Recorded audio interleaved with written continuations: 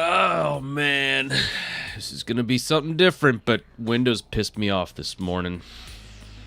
Here we go. Let's get into chat. How's everybody doing this morning? Oh, my word. It has been a long, long week. Oh, man. What a wild ride this past week has been. I know I haven't made very many videos, but I have been making an automation project for Windows, or not Windows, but Linux, that basically takes care of everything for us and just installs everything you need.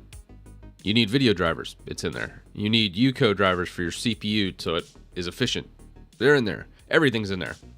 So I've been working until I think about midnight last night too.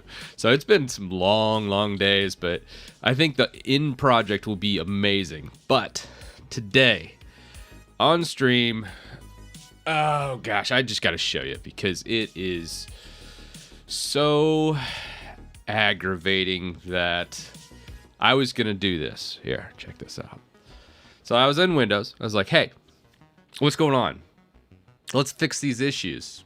This is obviously a pretty new PC. This is a 5600X, so current gen Ryzen.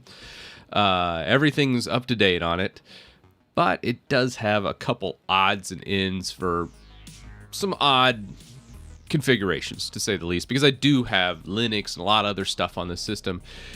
And this is what happened. I'm going to let it do its thing in the background, whatever it's doing. But it's like Microsoft's taking stupid pills or something. Yes, I am booted UEFI, by the way, guys. It's just the disk layout is now not supported because the UEFI partition is in a different spot than where they want it to be. You just can't make this stuff up. It's like Microsoft doesn't want people to use Windows 11. I mean, I'll fix this. That's fine. But I'm just thinking, if I was a normie, I would be like, what the hell? So this happened actually just right as the stream was about to start. I was like, are you kidding me right now? Oh my God. How's it going? Hall. We got Tupo, Paulo, Brian. What's going on? Oh man. Armando. How's it going? Morning. Yeah. Oh, man. It's going to be a good one. So, shenanigans. So, this wasn't the only thing, though. Check this out. So, when I say don't update to Windows 11, I do mean don't update to Windows 11. You're going to run into bugs. It's Microsoft. It's a brand new Windows version. They've never had a good release. The best release I think they've ever had in history was Windows 7.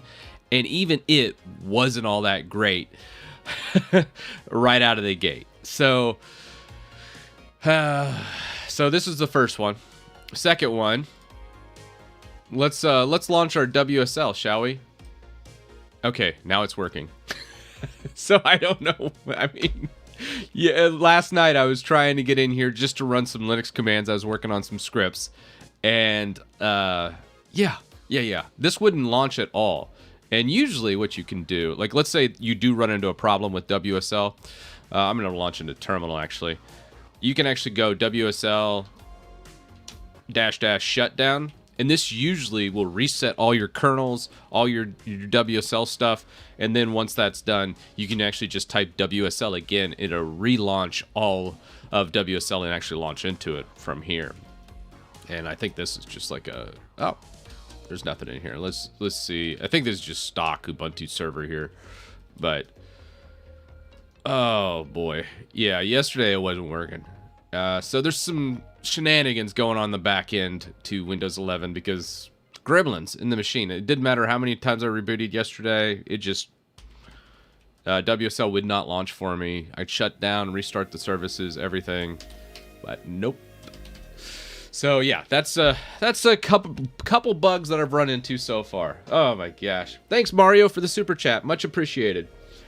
Keep up the fantastic work. I will, sir.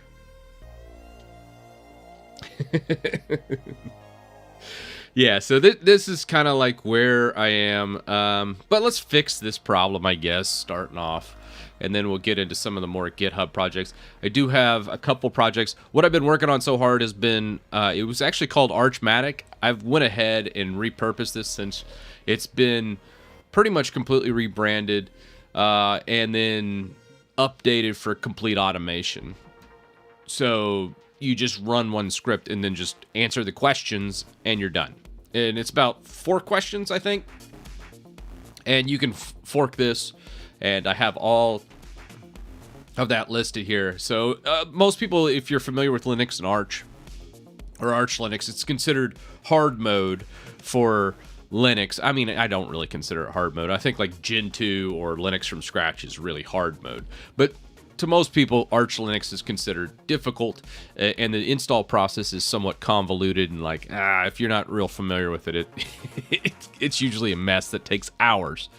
So instead of that, I just picked every package I ever used for Linux and put it in here, and then it just automates the whole process. This is how it looks from an Arch download, straight from the horse's mouth, straight from Arch Linux. You grab the ISO, you run my script, and at the end of the run, this is how the desktop looks. So that's a pretty cool one, which I've done a couple run-throughs in past streams, but this is all brand new. I've put in probably another 10 to 20 hours worth of work into the script and also renamed the project. So pretty fun. But before we do all that, let's go ahead and work on our UEFI supported disk layout and see what Microsoft wants here. It's probably going to give me, like, watch how worthless their requirements are. Let's see. Yeah. All right, read here for more information. System requirements. So I'm secure boot capable. I booted through UEFI. I have TPM 2.0. Yeah, it's just, it doesn't know how to read my UEFI. That's so silly. Oh my gosh. All right, well, let's fix this, I guess. Let's go disk management first. Let's see our disk layout. So obviously, it sees all these disks and it's like, what is this guy doing? So we're going to go to the big disks first. This isn't actually a disk. This is actually my NAS box. You might be thinking, why do you have a 5 terabyte NAS drive that's iSCSI in here? That's where I put all my games. So if I ever delete my entire thing, I actually launch all my games from my NAS box. I still play all my games off my NAS box. I did a video about this a while back, but I love this because even if I wipe out this system, I don't have to re-download like 2 terabytes of games. How many games do I have on here anyways? Yeah, not 2 terabytes. 1.18 terabytes of games. So a little bit of an exaggeration. All right, let's look here. We got some partitions. Oh, can I even delete any of these? Nah. Yeah, because Windows' disk management is absolutely worthless. Do I have a partition manager? Oh, me. I don't really like this partition assistant. Let's see what it looks like. This kind of stinks. Let's not do it from here. We're going to just close this. And we're going to go into Linux and look at our partition structure to fix Windows. Some things are just easier in Linux. Partition, disk management, all that is just so much better. So we're gonna go ahead and boot into that. I think I already reloaded that script, but we're gonna probably reload it again.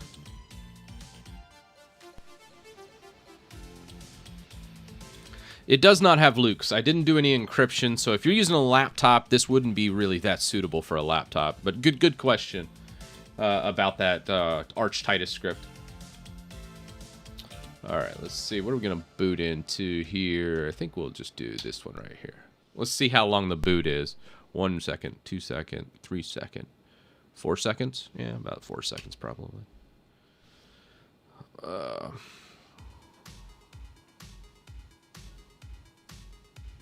Yeah, if you fork the old Archmatic script, there's some bug fixes I've done. Like last night I was doing bug fixes for NVMe systems, and also NVIDIA systems were having some problems. So I fixed that. Well, battery's low. Okay.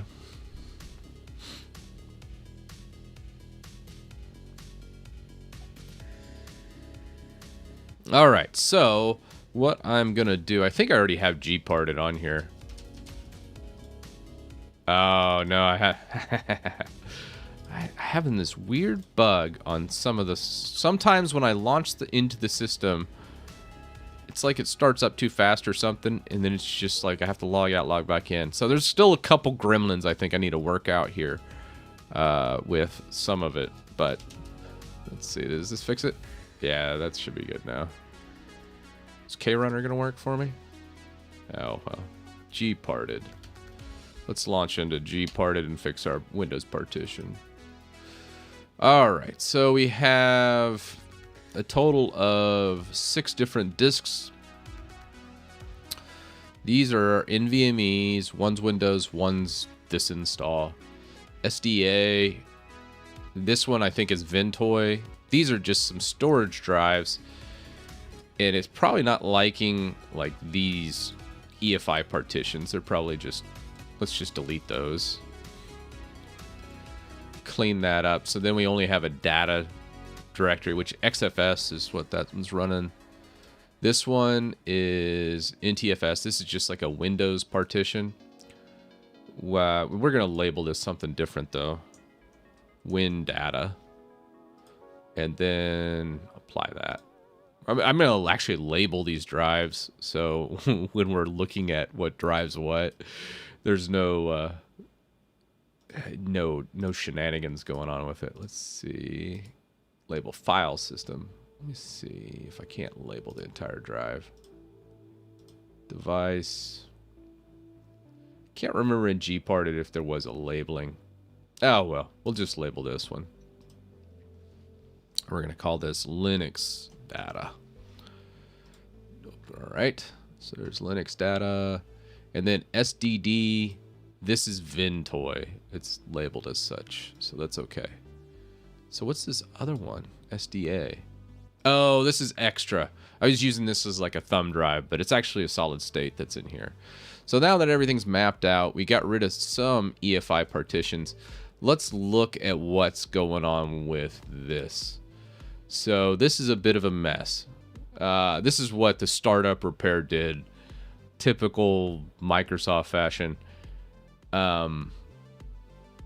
How can we fix this is probably the better question.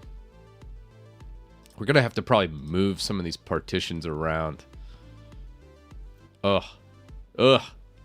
This is looking ugly. Chance of success, very low. But what we could do, so this is actually using 400 and 500. That's some serious jank going on with our partition structure in this Windows install.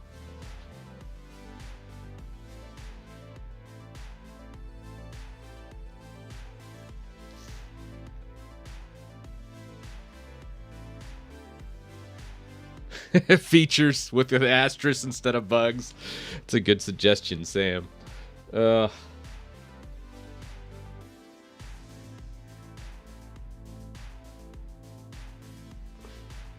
just catching up with chat real fast. Greetings from Portugal. Glad to have you, Ricardo. My mouse has been dying for like a month. I just refuse to change the batteries until they finally die. What distro is this? Yeah, it's KDE is this distro. Still have some work to do on it. Linux versus OpenBSD, ultimate recommendations for someone who wants to learn a Unix platform. Could you answer a question and tell me which one is better? It's not really which one is better. It's depending on what your needs are. Put your own proprietary product on a BSD type system. And a good example of this is Sony PlayStation. It's a BSD. It's not OpenBSD, but it's BSD based. And many big corporations actually end up using a flavor of BSD in a lot of their server environments.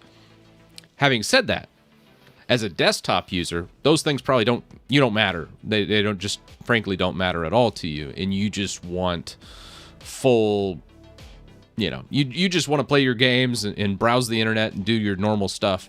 By all means, that's fine. And you can totally do that. But you probably want to be using Linux. Linux has Wine. It has all these other programs that BSD frankly doesn't have, because BSD really isn't meant to be a desktop environment. A good example of this is I think almost all the BSD developers don't use BSD as their desktop. I mean, if they're not using it for their desktop, why the hell would you? So BSD is very, very young. It's like the early days of Linux, and not really suitable for a desktop. Yes, you can use it for your desktop, but you're going to be missing so many tools and programs that you're going to get frustrated and quit really quickly and move back to Linux. You might be able to hang out for like a couple weeks to a month, but nah. Everyone I've ever known that went to BSD ends back on Linux. So you're going to want Linux.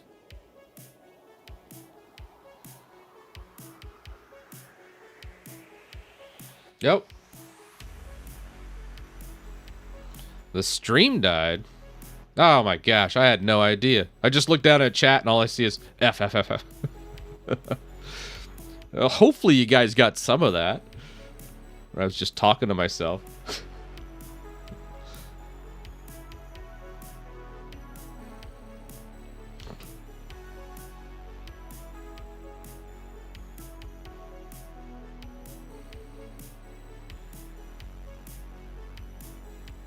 Does Linux have an Android subsystem? Not really. Anbox is the closest thing, and it's janky. Most people, if you're like an Android developer, Chrome OS is probably what you're going to want to be in. Chrome OS has a fantastic, obviously it's Chrome OS, but it works really well. You can develop, you can do all kinds of crazy stuff with your Android directly on the laptop, and you can run Linux in a container on it and do all the normal stuff you'd want to do on a computer. I'm actually working on a video for Chrome OS using the Venus graphics drivers to play like some AAA titles on a Chromebook. I haven't got it there yet, mainly because the sound is super janky, and in the dev build of Chrome OS, it's like, I think it's Chrome OS 96 is what the dev build's on right now. They're still using like Linux kernel 5.4, and it's kind of pissing me off because it doesn't have very good support for my sound that's built into my Chromebook. But eventually we'll get there, and then I'll make a video about that. Morning, HGH. How you doing, man? I see Peter in chat too.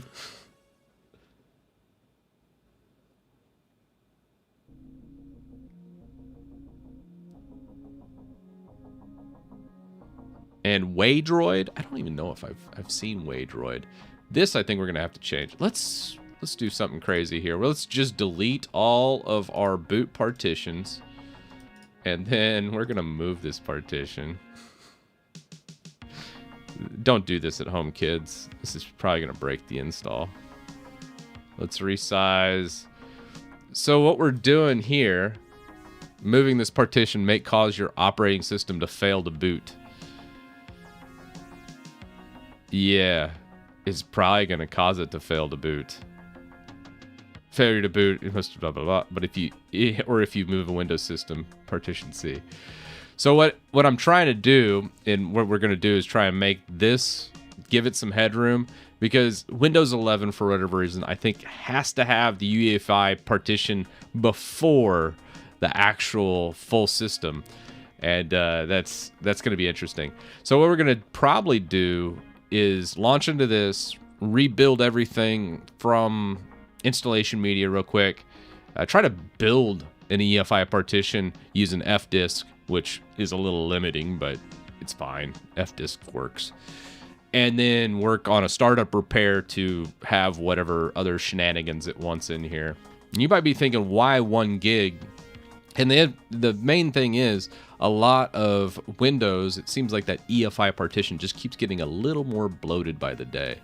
And this is going to probably take a good while, because it has to move all this data over to do it. Although, that's actually moving pretty quick. NVMe drives are nice. Love NVMe drives. This is not Windows. Well, it's kind of Windows. I wouldn't trust a Windows program to do this. It would be bad.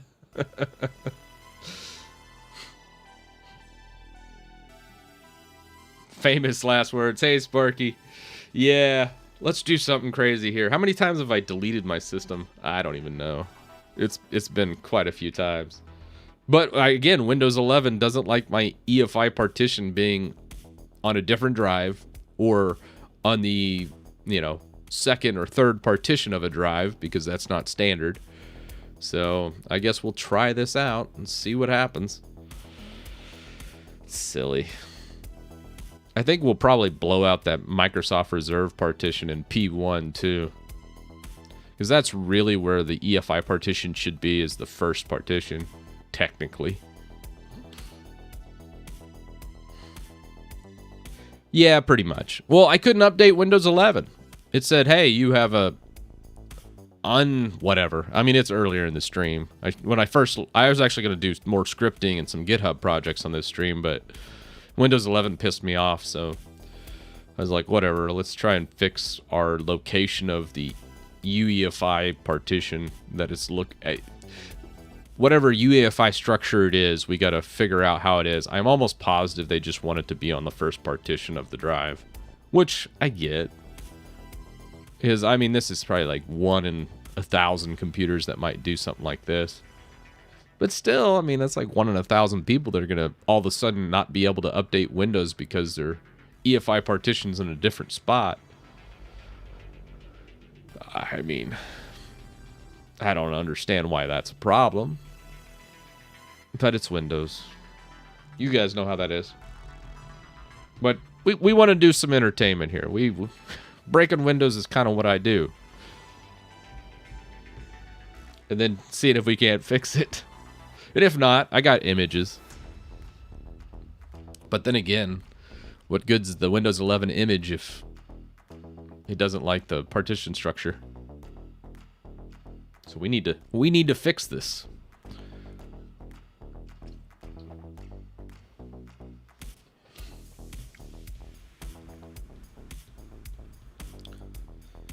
So yeah, what I'm trying to do right now is I'm just basically cleaning up this Windows drive. It had about 4 different partitions on it. We already deleted 2. For some odd reason, it duplicated the EFI partition to the back of the drive. You had the main data partition, and then the very beginning there, it says like it has a 16 meg reserved partition.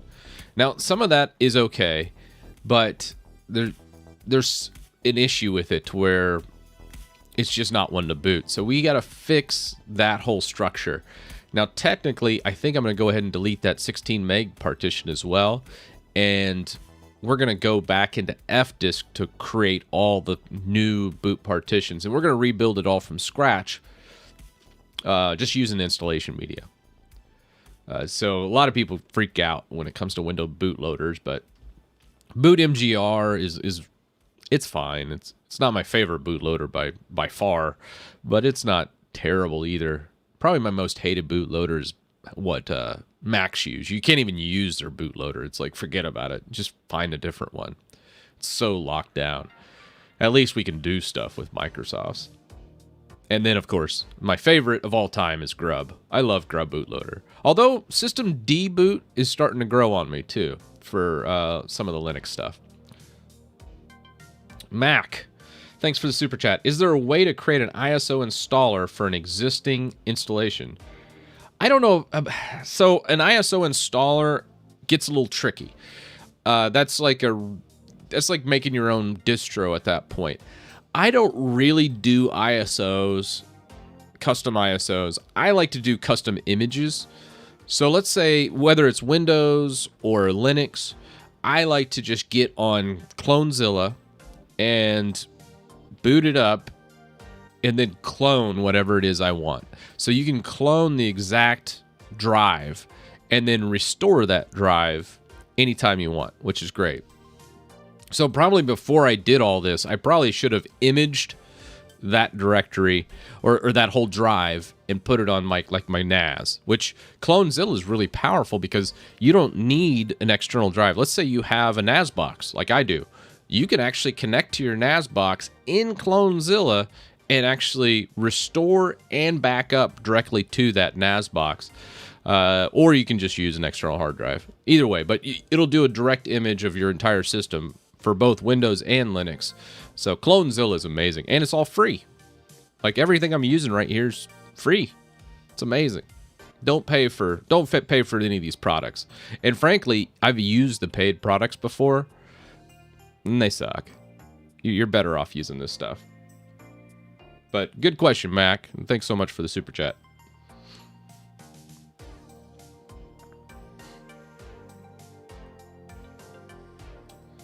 Oh, yeah. So, VirtualBox, I got a lot of emails about that as well saying, hey, I wanted to install, I think it was like my latest Linux spin or whatever it might have been, on VirtualBox. And I actually responded to one guy and I was like, hey, VirtualBox works fine for me. What's going on? And then I realized he was on Windows 11. Like, I didn't make don't upgrade Windows 11 to be clickbait, guys. I mean, don't upgrade to Windows 11 unless you want to find a whole bunch of bugs and crap that doesn't work.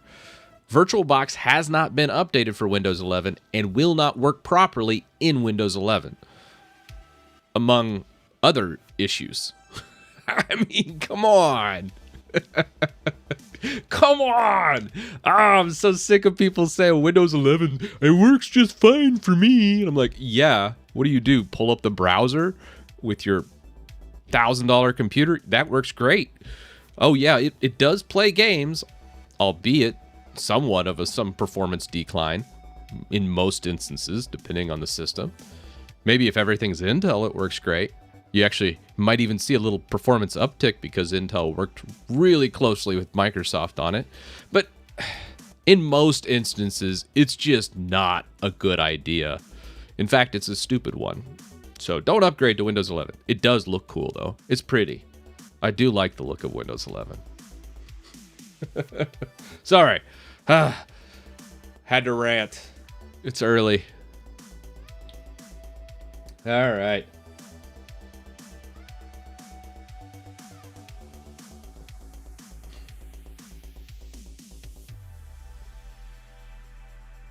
Yeah, Pop is its own deal, man. Like, I'm not a big fan of Pop OS stock. Like, the stock workflow of Pop OS is not my fave. But I do like Pop OS. And I think even my very first series of going from like Windows to Linux, I was using Pop as a base. Mind you, I ripped out GNOME and all the fixings in it. And I was like, oh, and now you got to install KDE. And the whole idea behind that first series was just to teach people, if you don't like the way something looks or works in Linux, you just like don't use it. You just switch that out. It's just a package. Everything's just a simple click of the button away. So like in this instance, like why this is doing its thing in the background, we still got about 5 minutes, I think. Let's say I wanted to install GNOME. I really regret doing this, I guess. But let's do a search for GNOME and see.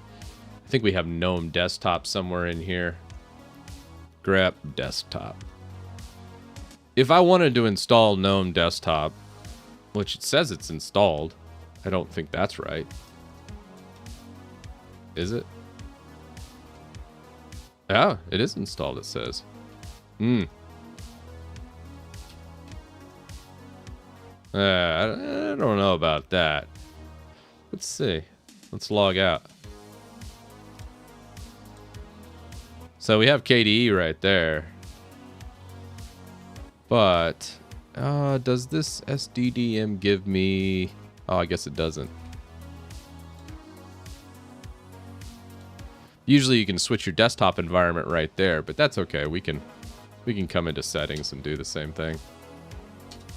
So if we go into our settings, so I'm going to just switch this to something different.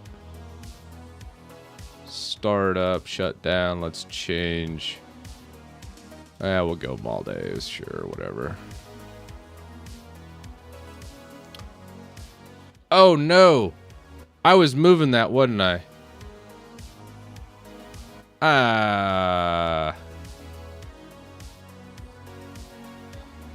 Uh-oh. This is why you don't multitask. We should sit there and watch that. Crap! Is that still going?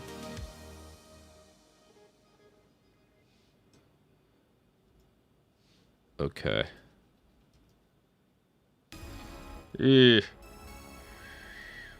Ruh-roh Scoob. Oh, man. I think it's somewhere in here. No. Oh, oh no.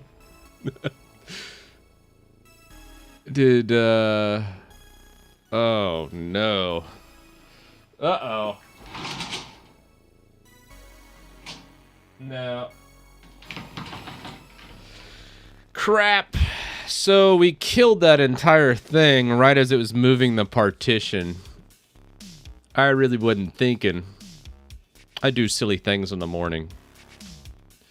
Pretty much when I did business work, if I was there early, I just kind of sat around for 2 hours drinking coffee and reading the news. And that's about all I did in the morning.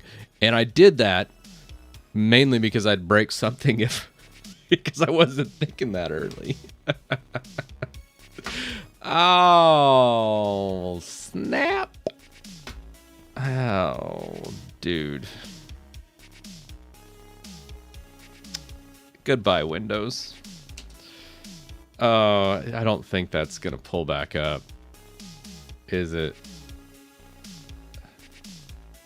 Well, maybe it didn't. Man, there ain't no way that's any good. Like, I mean, I guess we can try and move it again, but that's all right, let's just delete it. Let's try to resize this again. Let's go 1,000. Free save proceeding. Okay, cool. Go up. All right. I almost want to just go 1024 just to stay with computer megabytes, the megabits to megabytes. All right. Well, yeah. Okay. Oh, I just have a really bad feeling about that. Yeah. It's like this thing is all kinds of jacked up. Please check the file system. Oh. Yeah, let's check the file system. We'll try and repair it. It's like, no, half of it is in a different spot. Ah, crap. All right, well, let's restore from backup, I guess. Let's see how good my backups are. This is always a fun deal. Windows 11 preview. Let's see if we can't restore this guy. Yeah, it's saying session. I think that G-parted session is like still kind of hanging out. But that's not good.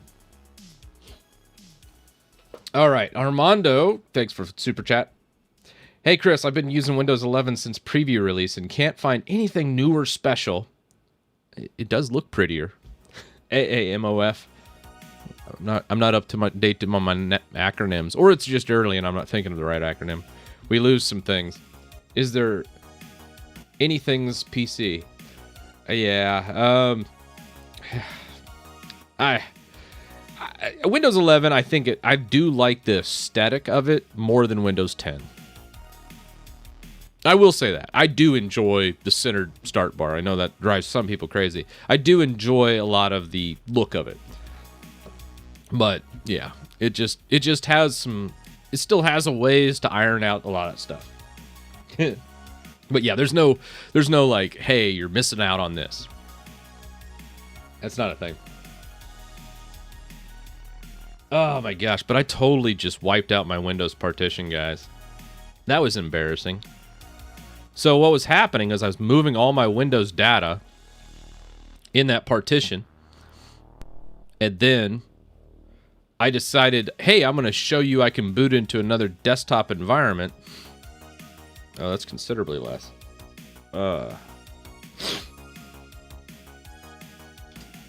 Well, yeah. So I was moving that partition, and then like right in the middle of the moving of the partition, it was like moving all the data.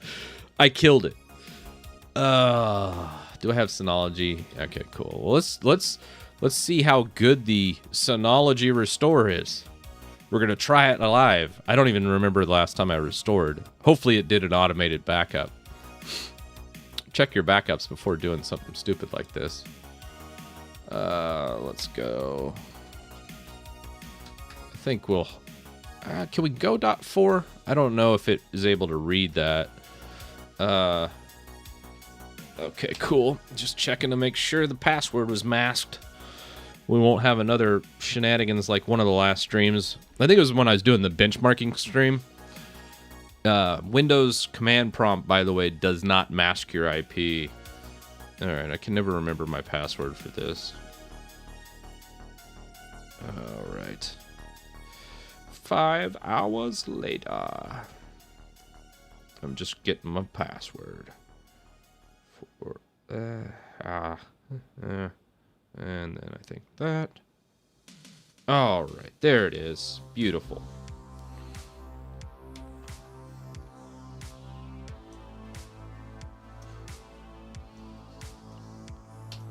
And yep, proceed anyways. Come on, tell me there's a little backup of Windows. All right, well, maybe I typed my password in too much. Probably should do this off stream, but whatever.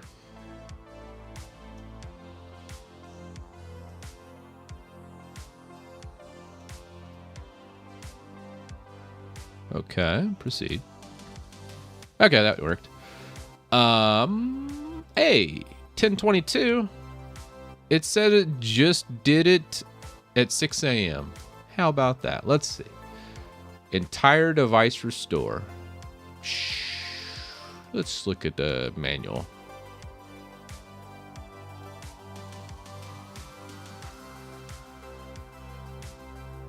Well, this has turned into let's restore Windows stream.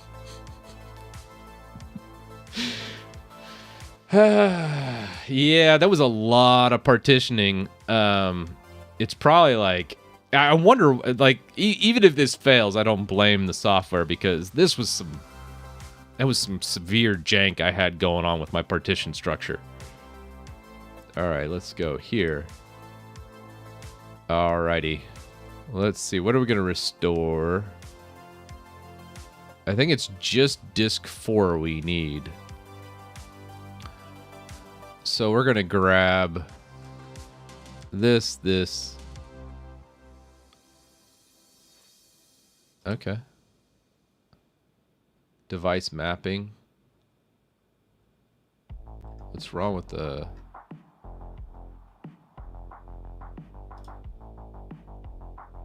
Okay. So I can't map that. What if I just... Please check the automatic disk mapping. Select the backup. By right-clicking the volume. Okay, so you can... I didn't know Synology had like a built-in one here. All right, we're just going to delete that guy, right? That's the right disk, isn't it?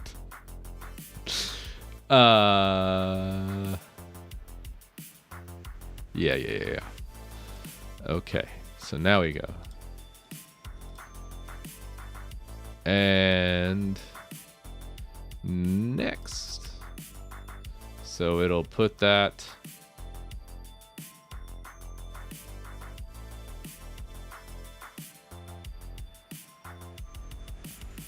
Well, that's kind of a weird spot to toss it. It's putting it over in the 3 terabyte one. I mean, it doesn't really matter. Let's do it. Let's see what happens. I don't think that works. It's like splitting all my partitions and putting them in other disks. But again, this was a jank layout, so let's see how fast we can restore 240 gigs, right? That's going pretty good, though. Look at that. We're already 100 megs in. It's not bad.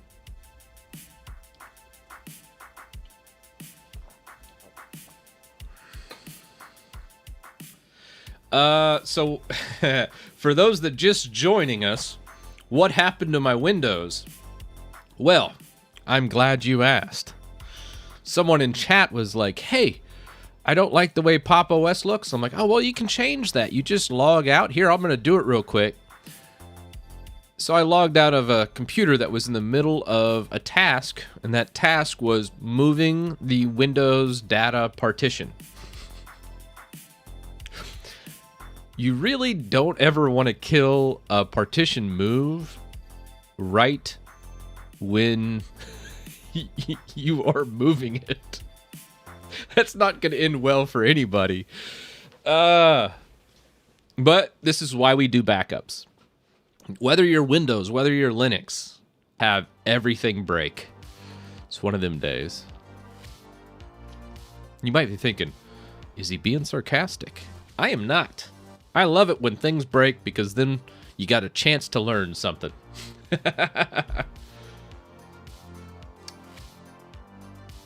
Oh, what's going on with the stream? Is YouTube having issues? Because I have not seen any drops on my end. It's all green and stream health. That is so weird.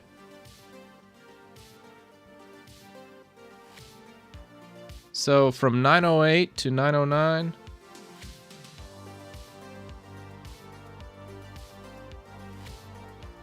What's going on with that, I wonder?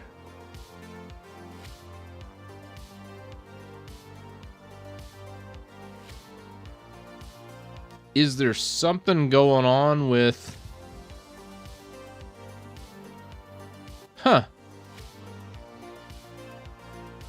Yeah, I'm looking at the stream health, but that's weird. Maybe it's me pulling all the data from the network and my switch is getting overloaded, maybe? I mean, that's possible. Let's come on over to the stream PC. I'm going to pull up stats for the stream real quick. That restore's still going in the background too, guys. Let's take a peek at the stats. Frames list due to rendering encoding 0. Drop frames from the network 0. Everything looks great. I guess maybe YouTube's having hiccups this morning. I'm gonna go ahead and toss this on one of my docks here. We'll dock that. I'll keep an eye on it, guys, but everything looks great on my end. I saw this chat spam. I was like, what? What's going on? That's weird. But yeah, there's nothing on my OBS stats or YouTube. So maybe YouTube's just having streaming difficulties. That sucks. Oh well.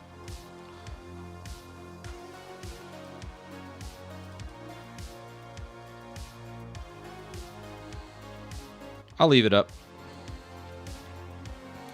We'll take a peek.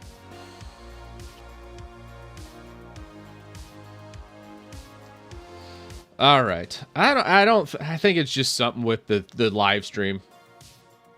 It's easy to blame YouTube. Poor YouTube. Whatever. They could take it. They've heard worse. Yeah, I think probably YouTube's just a little wonky right now. But I am definitely checking everything. I checked my drop frames from network, 0. Drop frames from rendering and encoding lag, 0. Everything is great there. And then I look at the stream health and analytics over here. Man, everything's just green across the bar and just rock solid. So, oh well. It's all good.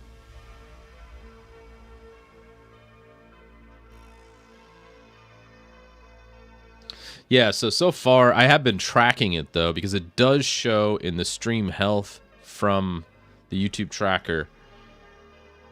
And the first one happened about 30 minutes after the stream started, about 8:41. Second one happened, it's just like little blips, at 9:08, which was 5 minutes ago. So, huh. Oh well. Let's see what else is in chat, and we'll check in. The restore's at about 25% of our main drive. It's chugging along.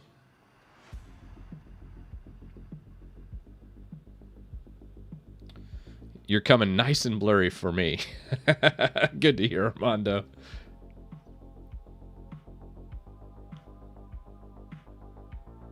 It is not Joshua. Don't spam chat, Joshua.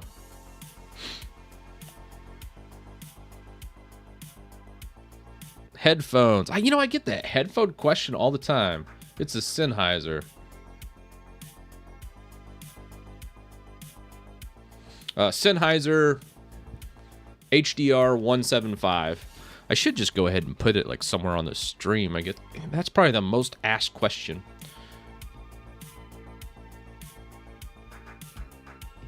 CRTs actually are really coming back because of a lot of the speedrunners and things in it as well.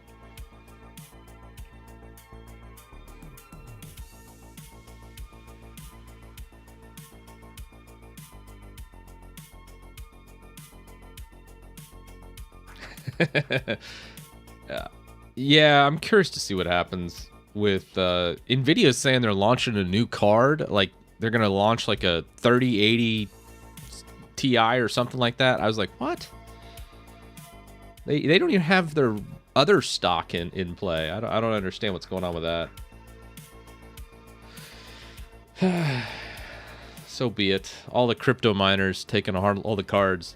It's still profitable with crypto mining, sad to say.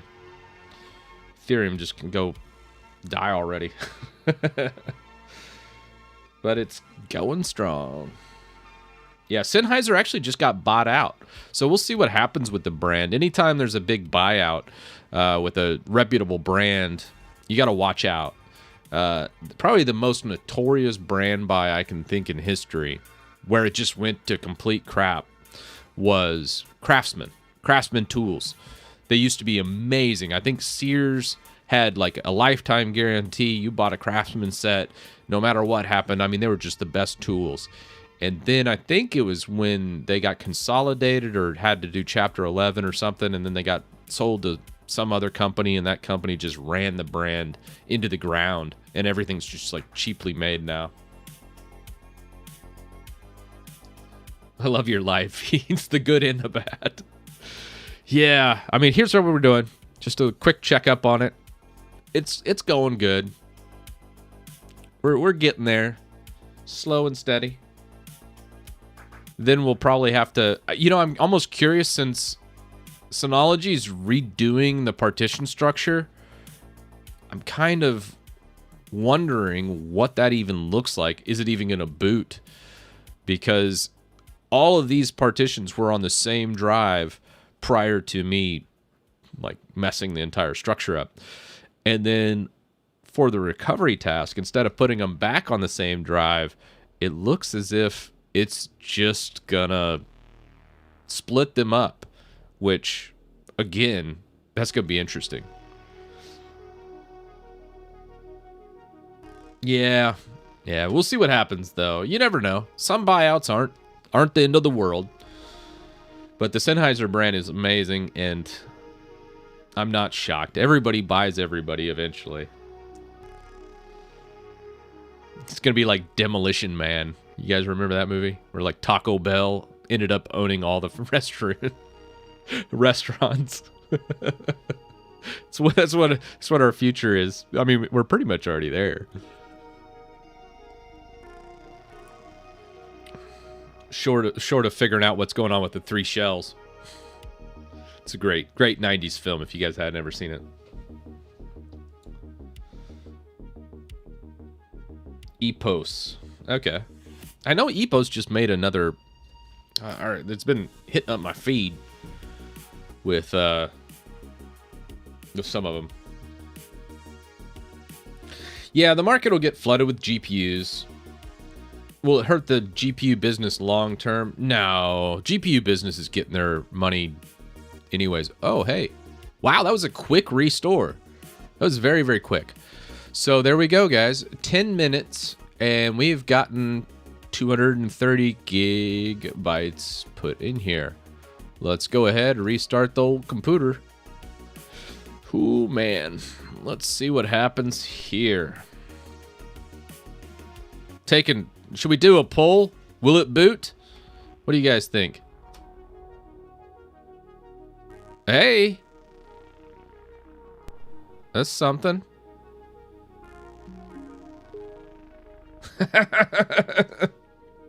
I love Synology. They're such a great system. I don't care if I seem like a shill. That's just cool. I don't care who you are. Although... Oh, there it goes. I was like, keyboard's not working. All right. So here is our device back. That's cool. Let's go to our settings and see if we're still running into the error we had at the start of the stream. So let's close that guy out. Let's check for updates. How much did this jack with our structure? Let's go to disk management.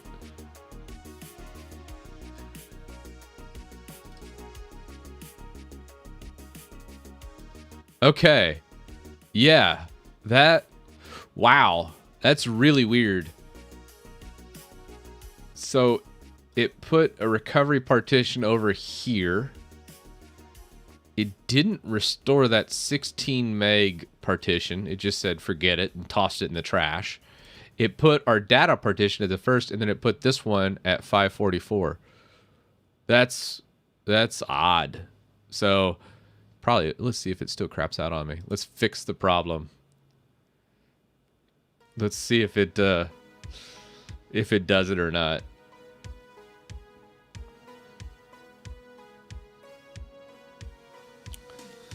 Well, yeah, actually, I actually am on 10 gig networking with SSD cache there, Sparky.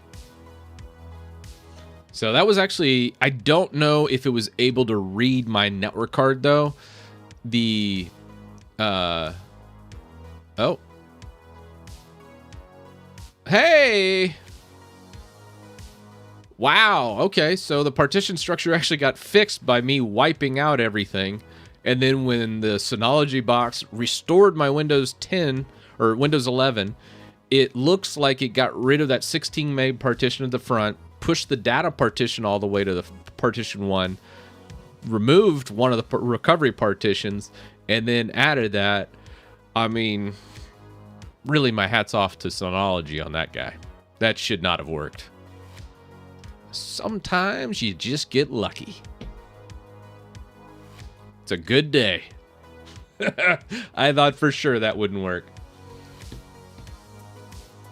So let's see what happens. I don't think the system's updated in a while. Let's see what build we're on right now. Let's go WinVer.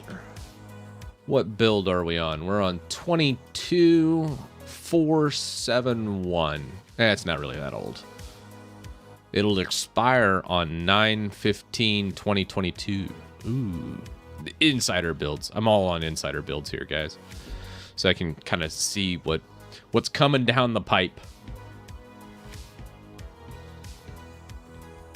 Yeah, I can't believe it worked that well. Me neither. Me neither, man. Does it compare with Clonezilla? Yeah, Clonezilla is also amazing. Like, if you don't have like a Synology NAS, use Clonezilla. Like, you should at least have some kind of image of your system before doing something crazy. I always recommend an image backup. So get an external drive, Clonezilla. That's what I call the poor man's backup, but it works great. I love Clonezilla.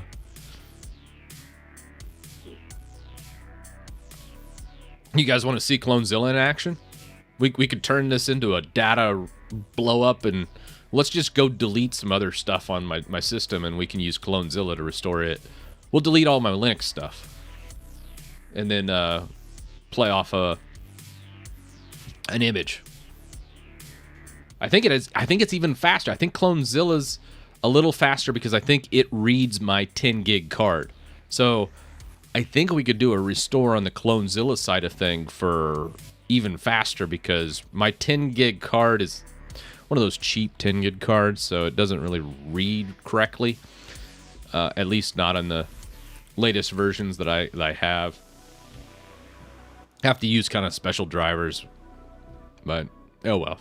It works when I'm in here, which is really what I care most about for all the games that are on iSCSI. Right here. That's really what I care the most about.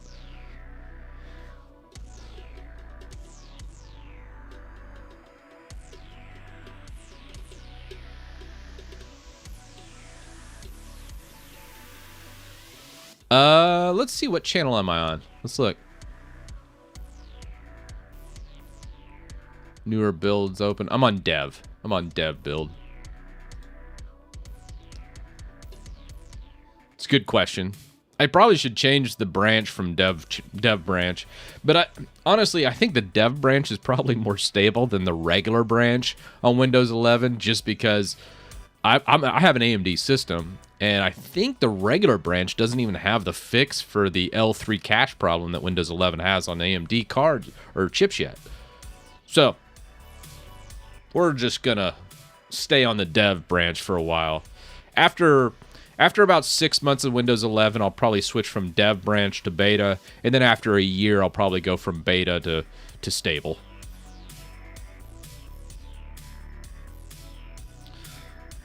I've actually, if you're interested in Clonezilla, I do have a video going over Clonezilla. I think if you just type in YouTube Clonezilla, you'll see my ugly mug sitting there smiling, and it'll have Clonezilla or clone any system or something like that, I'm sure.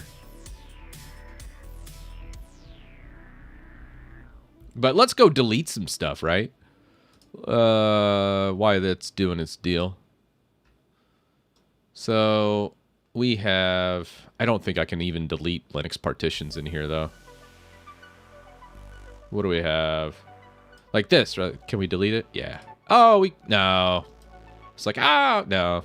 I got like all hopeful. I'm like, hey, they improved disk management. Nope, it still sucks. I can delete like a regular, I think this is better FS, but it still won't allow you to delete EFI partitions. I mean, whatever. It's all good. I think there is, I kind of like Mini Tool better than, when it comes to partition management in Windows, it's terrible. You got to use all these third-party tools. There's this guy, which this is free, I think. Don't check for updates. This is free, but there's also a Mini Tool, I think. Let's see.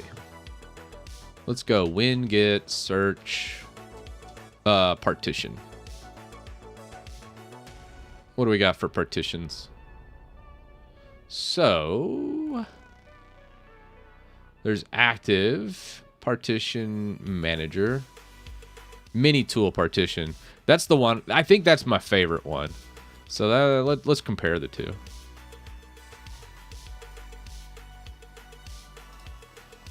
Let's just install that guy. Yes, please. Could probably close that out. Although Mini Tool has like, all of them have like their own bloat and crap on it, which kind of drives me crazy.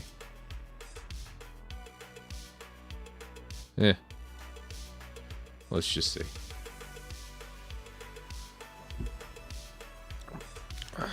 software developers, or this is more marketing people. Like, who buys this crap? Somebody with too much money and they just like getting, I don't know. Yeah, anyways. Mini tool. Now, we should be able to. I like the structure of mini tool a little bit better. Don't show that again. Like I said, you guys realize why I booted into Linux to use gparted now.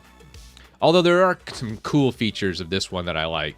So if you like have an MBR disk, you can convert it to GPD disk, which without losing stuff, it's not bad. All right, so here is our Linux system. Let's just delete. Or actually, let's format it. Format. Deleted. Oh, no, don't delete that. Oh, wait, undo. I was going to format it to NFT, NTFS. Let's format that. What is that? Oh, I did change it to NTFS. Let's just delete it. Whatever. And we'll delete this one. This is what we just booted into. And we'll do a Clonezilla restore. We'll make this a test of backups.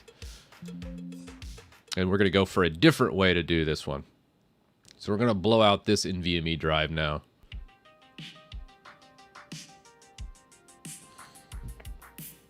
Now, AOME, I think I had that in here. I like Mini Tool a little bit better for partition management, but both get the job done. Both are considerably better than the built-in disk management in Windows. That's a pretty low bar to get over, though.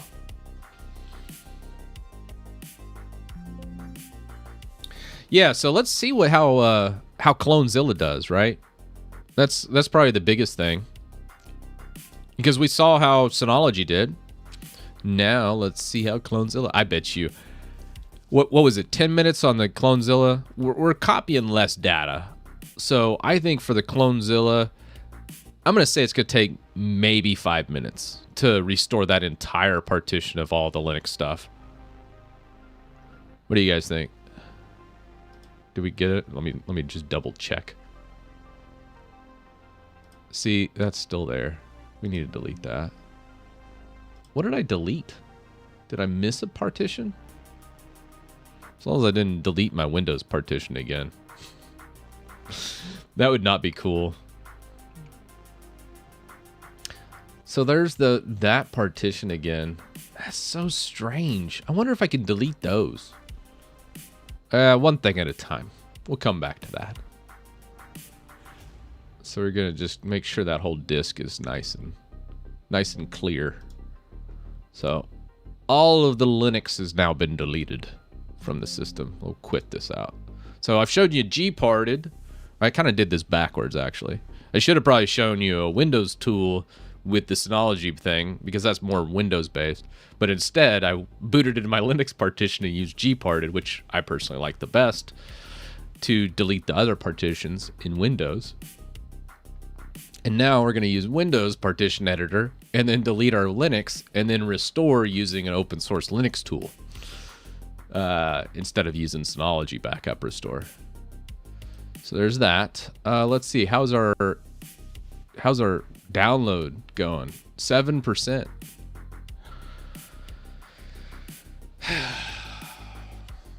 I swear, for one feature update of Windows 11, I could go ahead and install an entire Linux desktop. I don't have a slow connection here. Oh, look at that. 7 to 100%. I don't even know why it gives us a percent. The guy coding like the progress bars and the percents here, I think he was drunk. Functional alcoholic coded this. I hope he's watching this stream. I don't know. I don't know why their progress bars suck so bad. Oh, anyways, sorry. Not sorry.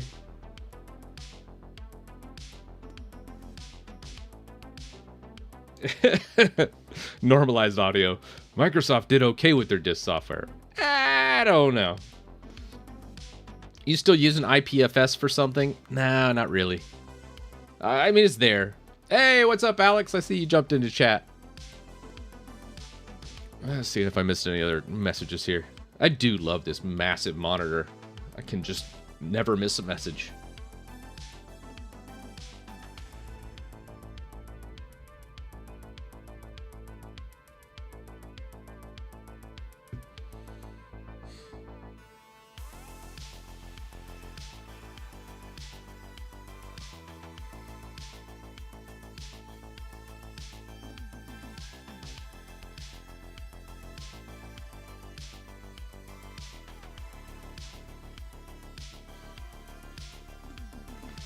Do you think we should upgrade to Windows 11 on our daily PCs?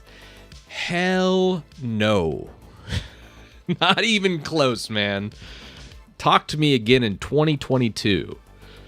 No way should you, in any stretch of the imagination, update to Windows 11. Let me make that abundantly clear. Unless you like problems. Which I kind of like problems.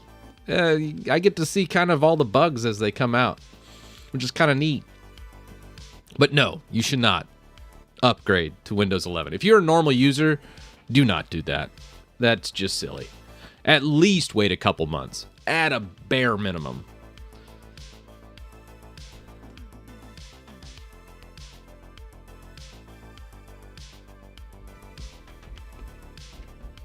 I've run into so many bugs already. Like, start of the stream, we had the UEFI problems.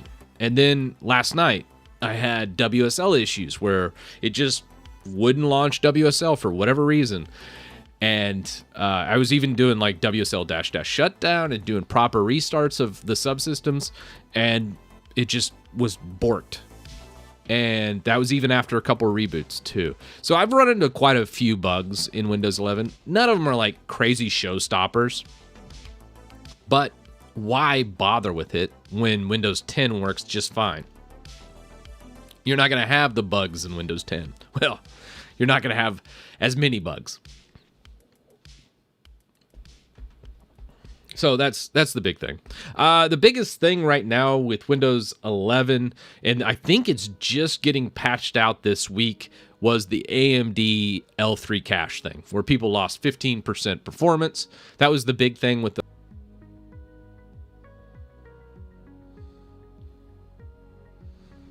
Huh. There it goes again. That time it did drop on my network. I must have something going on. Oh, that is strange. We're going to have to log into my router here. It's about like once every 20 or 30 minutes I'm seeing that. Interesting.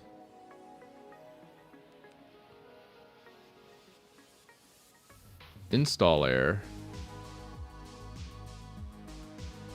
That's weird. Maybe it's Windows. No. Yeah, no, I'm kidding. Yeah, I don't know what's going on with the stream drops there. That one I did see my stream drop a good bit on my network. So I don't think it is YouTube. I think it is my actual internet connection here. That is odd. It happened during a restore this last time. That one, I got a couple ideas. That is interesting though. This didn't work. Let's go ahead and restore Linux though. Let's go ahead and restart, and we'll try that. I'll see what happened with that Windows update afterwards. Let's see how the restore compares with Synology's backup restore.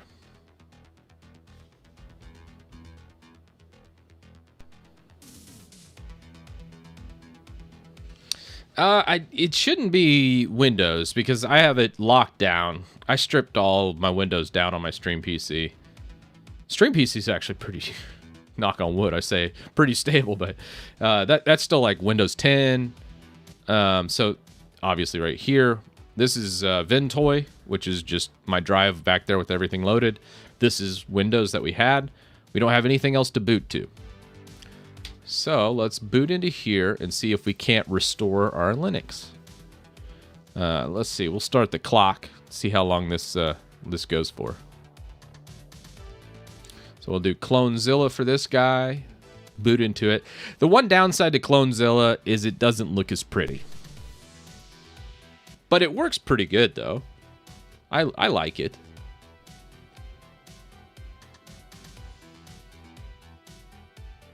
Do you still use Tron? Yeah, Tron Script's great. If you have viruses on Windows, I still highly recommend Tron Script.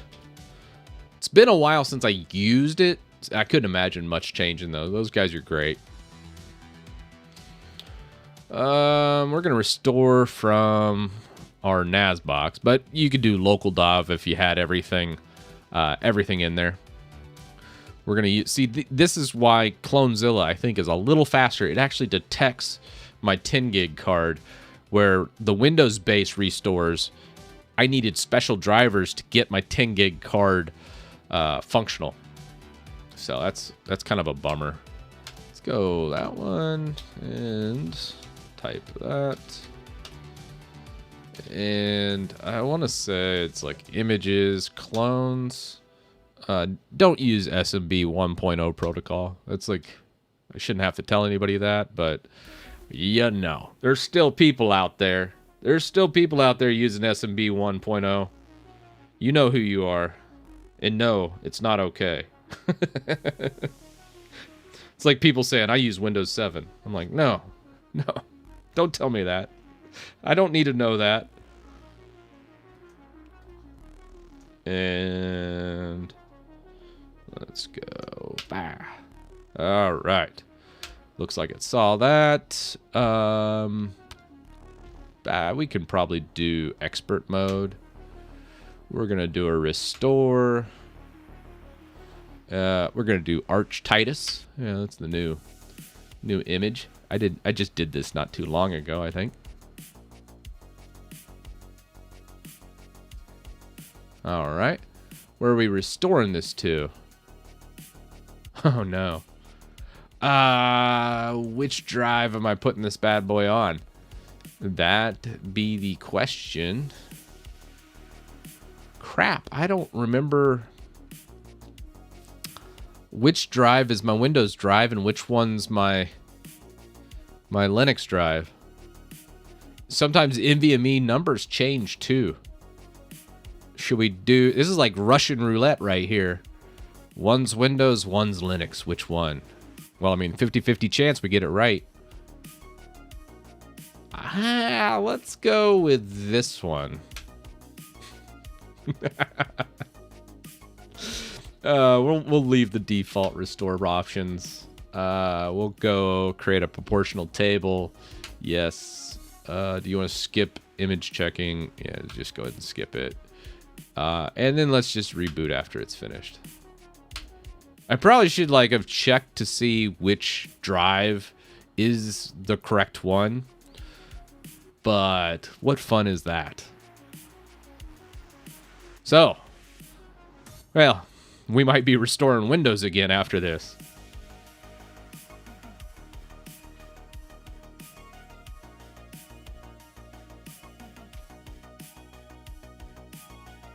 And I'm going to probably pull up my network too. Let me see if I'm going to pull up my network, obviously. Not on this PC, but I'm going to pull it up on another one just to check what is happening with that. And go next.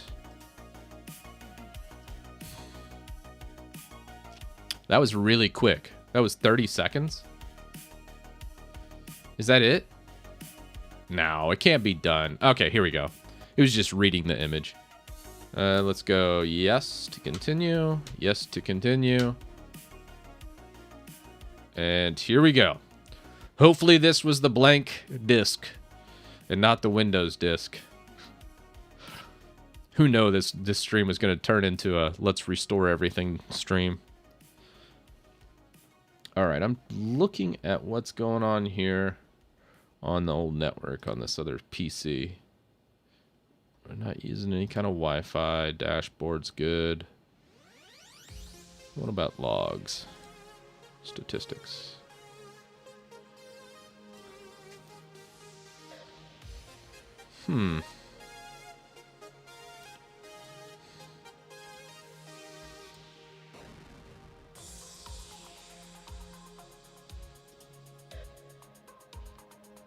Well, I don't see any shenanigans on my end. Maybe my son or wife is doing something inside. Who knows? All right, here we go. It's back.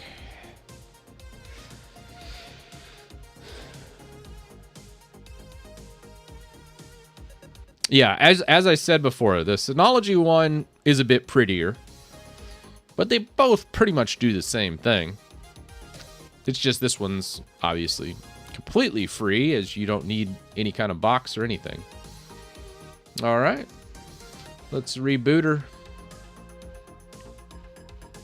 And then we'll probably do like an F8 on startup, get our boot menu, see what's there.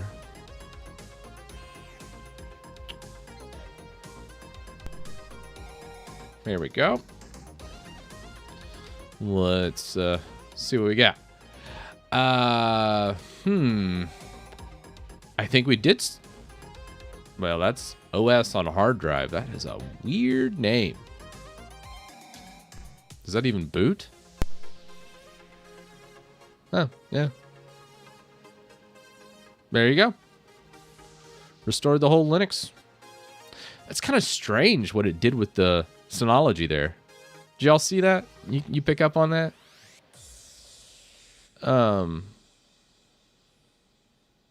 We did pick the right NVMe drive. Like I said, luck is on my side today. Just blindly restored to the wrong one, but hey. And that's not loading. Well, let's just we'll just log in its root and reboot that sucker, right? Oh, it's gonna get stuck because it's in startup. Oh well, it's all good. We'll give it another reboot.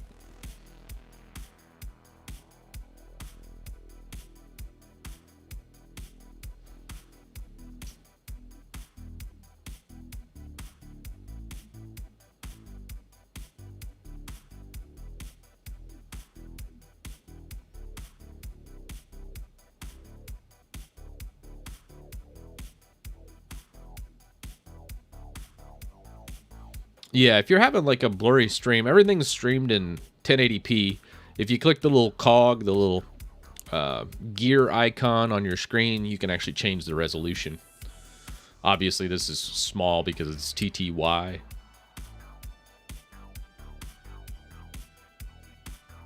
Now, if I didn't have my green screen up, I probably would just be like, whatever. And end up removing... just manually rebooting it, but I think probably on this restore process, we probably had some cache files or temp files that are clogging up the desktop. So we might need to do a blowout of all that. We'll see. We'll troubleshoot it, see what happens. And then we'll boot back into Windows and try and run updates again. See if anything happened on that end. Hopefully something, right? Function F8. Let's see what we got.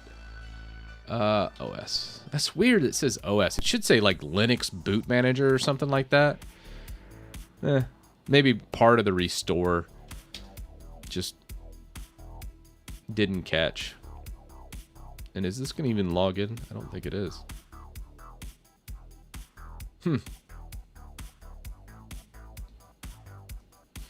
Alrighty.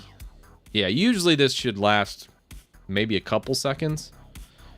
Not this long, though. Usually it's almost immediate. So let's, when I run into that type of thing, usually I'll go like the home folder for that user. And then probably the easiest thing to do is just take the cache out.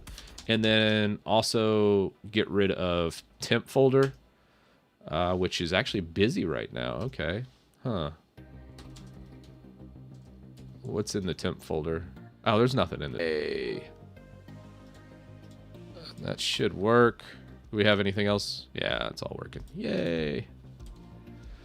And there we go. So that's the restore process. Other than my image being crap, it is... Oh, jeez.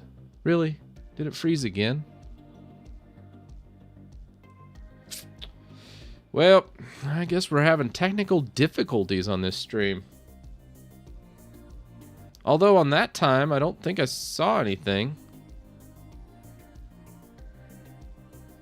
Yeah, that one I didn't see anything on YouTube's end. That's so strange. Well, might have to call it a quick stream today, and then I'll redo. I might replace my gateway or something. Troubleshoot what's happening with that. That's very odd that it would lag out like that. I think it might be a combination of things. Oh, yeah, I removed the temp folder. I also removed the .cache if you do in your home folder. If you're having problems like logging into a specific, you can see we did format the right one. You got this one, and we have, that's our Linux. That's this guy, Linux. There's Windows, old Windows.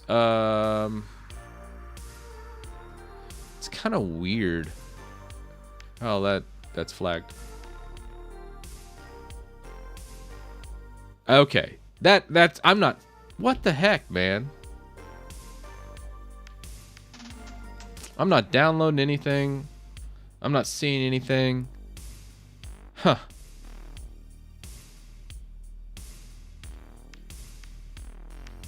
Yep. That is just bizarre. I have my stats up. And it's like it's just dropping the stream or something on that. All right, let's reboot real quick and see if we got Windows over there. Obviously, the Clonezilla worked, though. Clonezilla and Synology. Let's see what we have.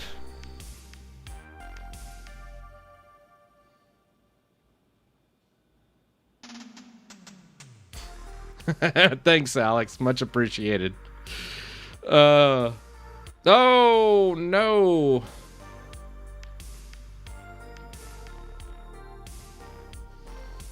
All right. Well, let's see. Nope. What? Oh, man. Really?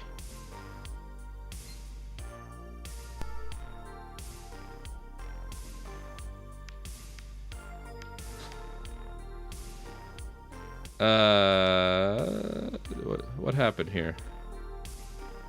Required device isn't connected and can't be accessed. Whew. John, thank you for your debloat scripts. Cleared all laptops and gamer PCs. Thanks, man. Much appreciated. Thanks a lot, John. Glad it helped. I'm doing an update for those debloat scripts for a lot of the services and things that you see in there. Let's see if we got a recovery environment. I don't think we will. So before we reload Windows again, let's go into actual boot media from Windows, and from the boot media we'll see what's going on with the actual recovery of the drive. It's just a little weird it doing that. Do I have Windows 11 on here? I don't. Where's my Windows 11? Darn it.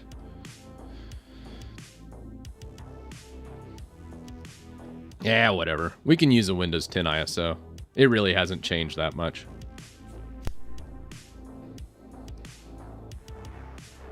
All right, and then let's just do Shift F10, come into here, disk part. We'll launch into disk part. From disk part, we should be able to list disk. Finding that Windows disk, it's going to be probably that disk 4. So we'll select disk 4, list par. Size, yeah. So this is it. Disk 4 is what we need. Recovery is not great. That's not good at all. You can select part 2. let's see what's in that recovery partition real fast. We'll assign letter G. Specified letter is not free to be assigned. All right. Well, let's assign it to Y. Because why is this so terrible after so many years still? Let's exit, come into Y, dir. So we do have like all the EFI system right here. But there, I don't see any boot file, a couple little files, but nothing too crazy. Let's do a D, I think X sources, right? I wish they had. Do they not have tab selection? I can't remember. All right, dir what? Install.wim is what I'm looking for here. I don't think this has that. I think this is just the live environment, which whatever, it's fine.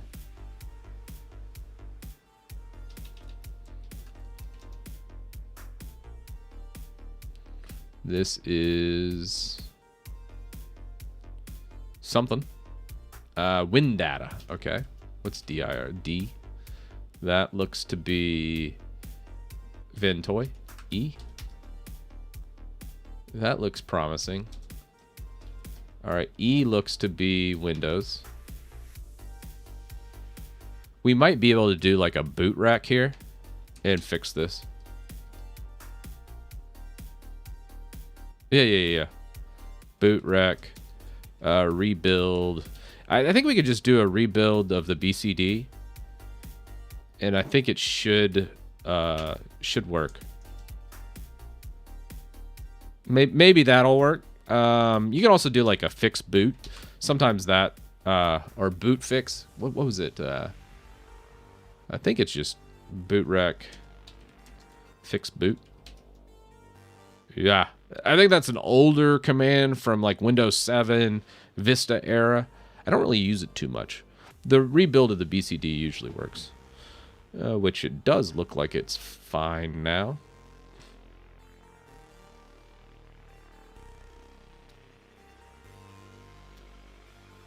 Fix MBR. Well, you have to have an MBR drive. I think all these drives, if you look at disk part and you list your disk, most of these are GPT now. And the Windows one's disk 4. You see where that is? Select disk 4 right there on the screen. See how this is GPT? Fix MBR is not going to do jack because it's not an MBR drive. So that command, I could run it. I mean, I don't think it really matter, but it wouldn't do anything because it doesn't have a master boot record. Since it's a GPT drive. So some of the commands you see when you look at Windows, it's just old tech that really isn't used anymore. Windows 11 obviously is all GPT for the most part. There's probably, I don't know if a GPT is a requirement, but I mean, it's pretty close to being one. I wouldn't be shocked if it's not, but yeah, you're going to see a lot more GPT. So a lot of the fix boot, fix MBR, a lot of those commands just simply won't work, but you can still fix it. All right. With that said, let's see if that gave us anything with a rebuild of the BCD, which is the boot control database. I don't know if that's a thing. I just made that up. Yeah. No, we're still having problems. But it does have a different one. The boot configuration data doesn't contain a valid information operating system. Huh.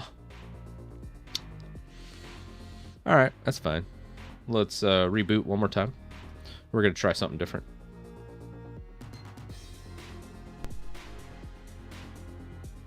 Yeah, fix boot actually gave me an access deny error. But we're going to delete more partitions. Because I just feel like destroying the world today. Because my internet connection just keeps cutting out. Apparently. Let's go. Well, it will come back into Windows 10. Probably I need to grab the new Windows 11 ISO, so I have that on here. But again, I don't think it matters because nothing's really changed. It's all still using the same tools and everything.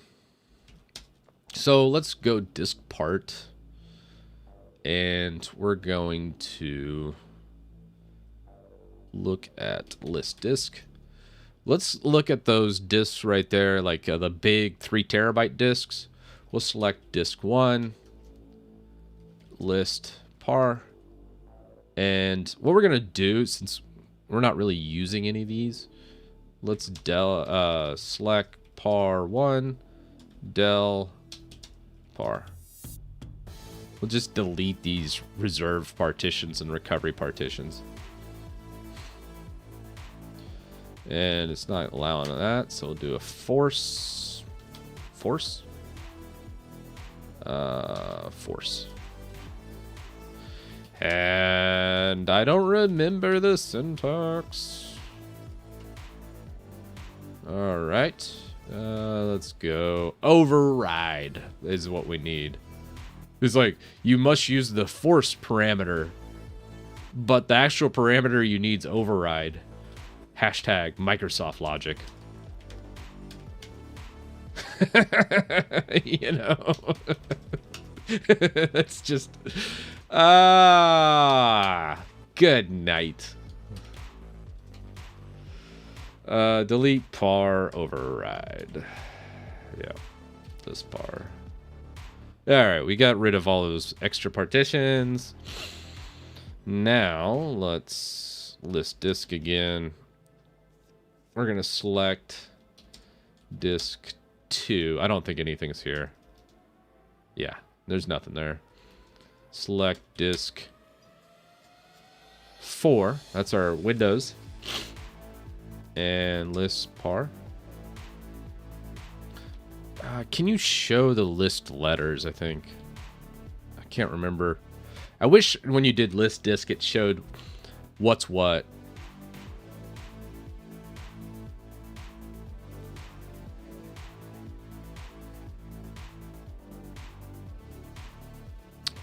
All right. But we can change this around. We're going to go ahead and assign or actually we'll go select par 2. That's going to be our EFI partition. So the right amount, and there's already EFI data there. I just think it's missing like the boot files itself, but we can copy those. I can't remember the command for copying the files. I always end up looking it up. I don't use it too often unless I'm deleting things on stream. We'll assign letter Y, I guess. I remember that. And then E, select par 1. I don't think we can do letter C, can we? What is the C? So this was the Win data directory. We need to change this assignment. So I like putting Windows, the actual legit Windows directory in C, and then rebuilding everything there. So we'll do that. List disk. And select disk 1. Select par, list par. Let's see what we got. Select par. I wonder if it'll change the partition number. I think it'd probably take a little bit, but whatever. Sign letter H. Select par 3. Unassign. What is it?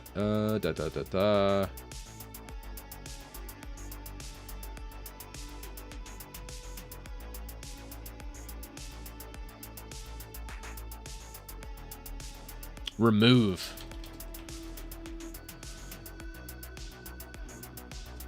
This vol. Here we go.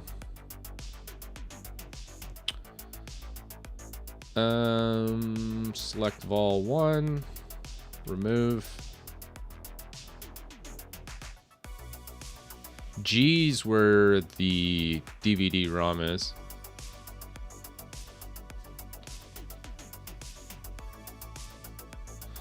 I don't know why remove's taking a long time, but whatever.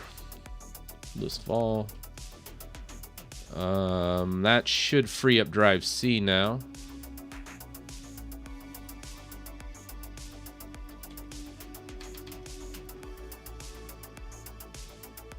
Select. I think it was disk 4. List par. Select. Nope. Where was it? Oh no, that was it. Select par 1. And then assign letter equals C. Alright, now we actually have fixed the assignment point. So our main data directory for Windows is there. Our EFI partitions number Y, and CD-ROM is in G. So if we look at the sources, and then do a dir, actually dir-p. We're looking for install.wim. That's where you can pull pretty much anything you want from any version of Windows. It's all just kind of bundled in there. And we need to grab our boot stuff from it.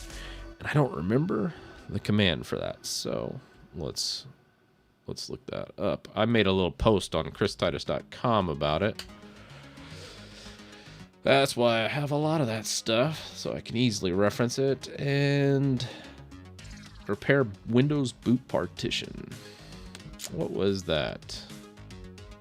Yeah, don't need to repair the boot sector. I guarantee you that's okay. BCD boot is what we need.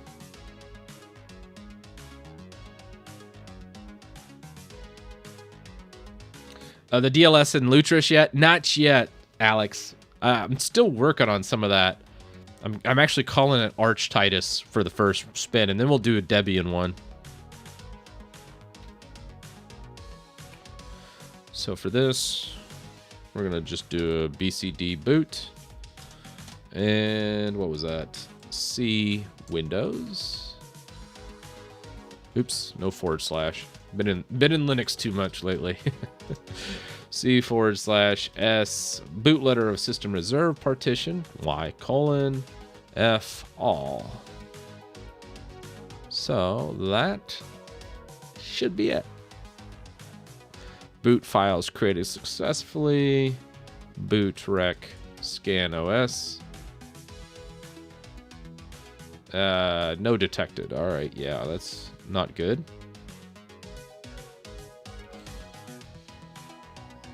Yeesh.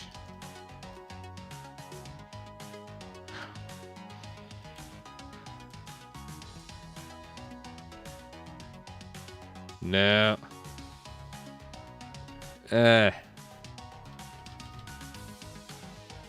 Maybe we get lucky. That's wishful thinking.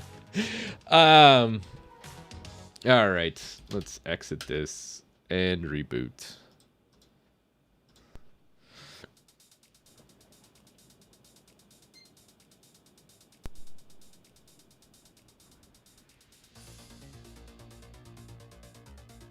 Yeah, David, as far as deleting files and stuff, we'll see. We'll see how it goes. I don't think I really deleted anything. Let's actually reboot. We needed Windows, not Linux.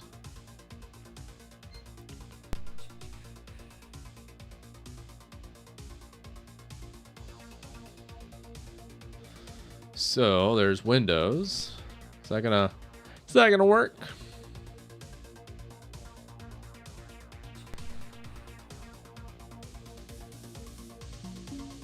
Hey, there we go. Look at that. There's Windows again.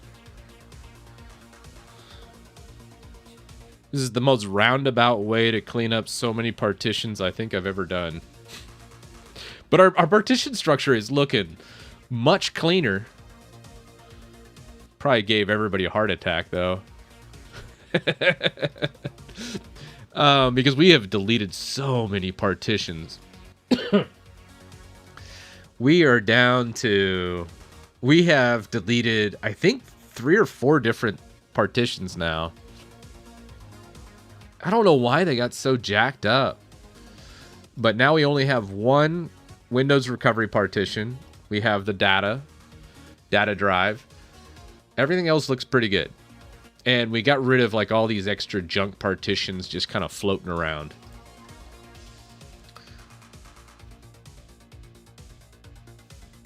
Now let's see if we can actually Shadow Maker. Oh, nope. I don't want you, Shadow Maker. I got plenty of good backups. We just tested all of them. What do we have? Mini tool? Shadow Maker. Uninstall, please. Yes. Nope. No more pop-ups from you. I like their partition tool. I don't like anything else. All right. Windows update. Attention needed. Let's retry our updates. We've completely consolidated all our EFI partitions. We've even deleted Linux one time now? Or 2 times? I've lost count. And we've actually wiped out our Windows drive. Does NTFS break Proton? You can't run... you can't really do it from an NTFS drive yet. I need to do testing on the new Linux kernel 5.15, which is still in release candidate. You definitely can't on anything that's mainstream right now. If you install like Ubuntu or Pop or whatever you're on, even Arch isn't on 5.15 yet. And why I say kernel 5.15 is so important for Windows drives and utilizing gaming through them in Proton is because Linux does a terrible job of reading NTFS today. But there's a massive commit coming in 5.15 that will hopefully fix all that.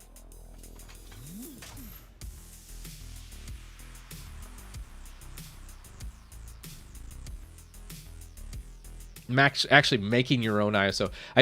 Gabriel, I don't really make my own ISOs for the public, especially Windows. It's just too much of a headache. There's licensing. There's a lot of other things that just, there's no reason to do that. I've forgotten. What is Titus trying to do? That's a good question. Sometimes I don't even know. But this instance, Windows 11 threw up an error at the start of the screen, and it's saying my UEFI partition structure was bad. So I decided to delete all of the boot partitions on all of my drives and try and recreate it so it appeases the Windows 11 gods. We'll see. We'll see if I can actually update my system now. It's kind of dumb, but, you know. Yeah, well. What's the 1 gigabyte partition unallocated? That used to be an EFI partition. I used to have multiple EFI partitions because I have a whole bunch of hot swap bays. And putting them on like a big drive was an easy way to hot swap in and out of places, but still keep a lot of the selections of the drives. Obviously, that Windows 11 really didn't like that. So I deleted all those and remade all the boot partitions for both Windows and Linux to reside on their corresponding drives. And this is the Windows 11 Insider's dev build, or the dev branch, I should say.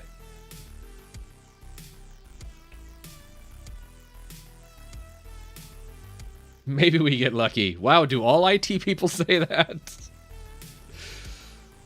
Only the ones that just don't give an F.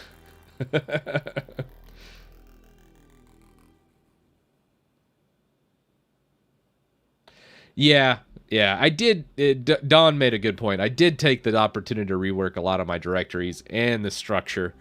I probably didn't need to go completely nuclear on it like I did, but I thought, hey, I'm already doing it. Might as well just delete it all and then remake the structures as I want to, as I want them to look. Technically, if I was obviously doing this in like a business environment, there's no way in hell I would have done that. I would have been much, much more careful. At least that's what I'd like to think. But there would at least been some hesitancy of just deleting all the EFI partitions.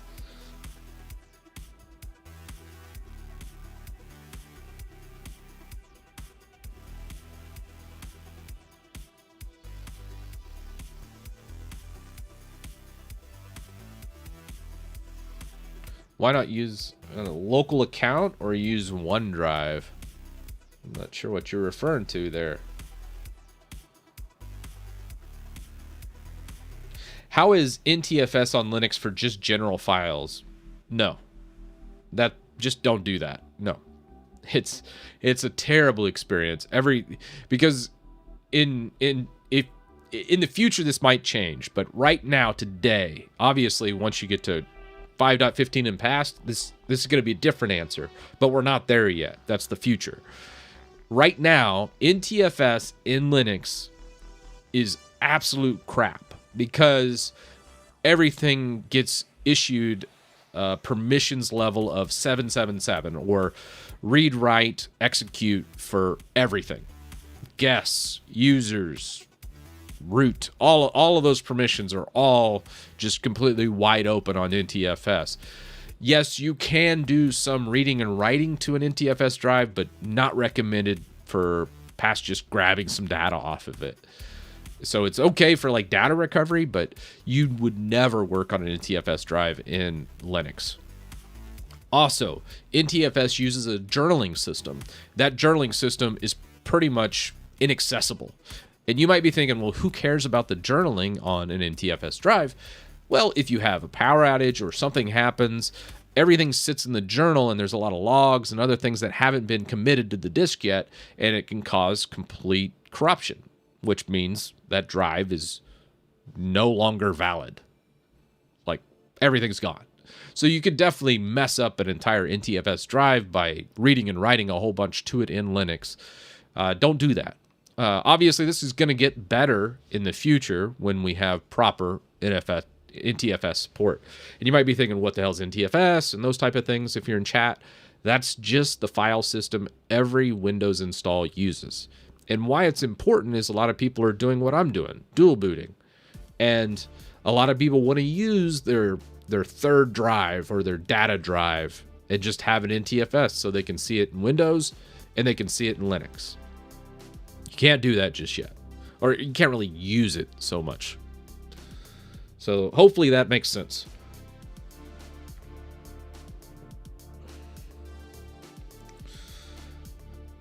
You would not have attempted to talk to us while doing the restructure in a business environment. Yeah. Yeah, that's true. I'd be like, get away from me. I'm doing something. And if I do this wrong, everything is going to be very, very bad, and everyone's going to be very sad. And that's all I would say. And then I'd get back to work.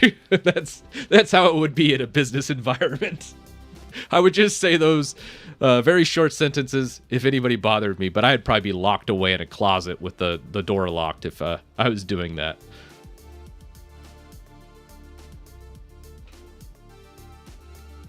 Yeah, FAT32 works as well. exFAT also works. Yeah, I think you just need an extra package in there for that.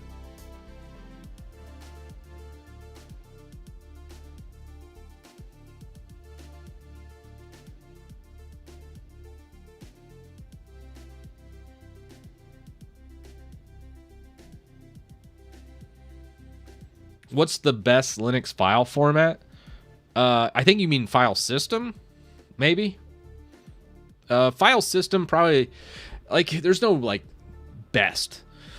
My favorite file system would probably be ZFS, but it doesn't have very good Linux support, but it's fantastic. Probably the one system that utilizes this and is actually affordable for most folks is TrueNAS. It used to be called FreeNAS, and it uses ZFS, which is great.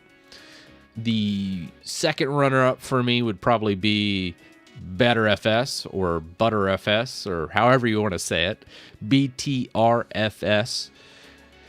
It's fantastic because you get a lot of the ZFS benefits like snapshotting and really cool things. So on this stream, I've done everything from images on another network attached storage, but normally on a system I set up, I'd have snapshots where instead of waiting 10 minutes for a complete system restore like we've been doing, we would just snapshot it, which is if it's using BetterFS or ZFS, they all both have snapshots.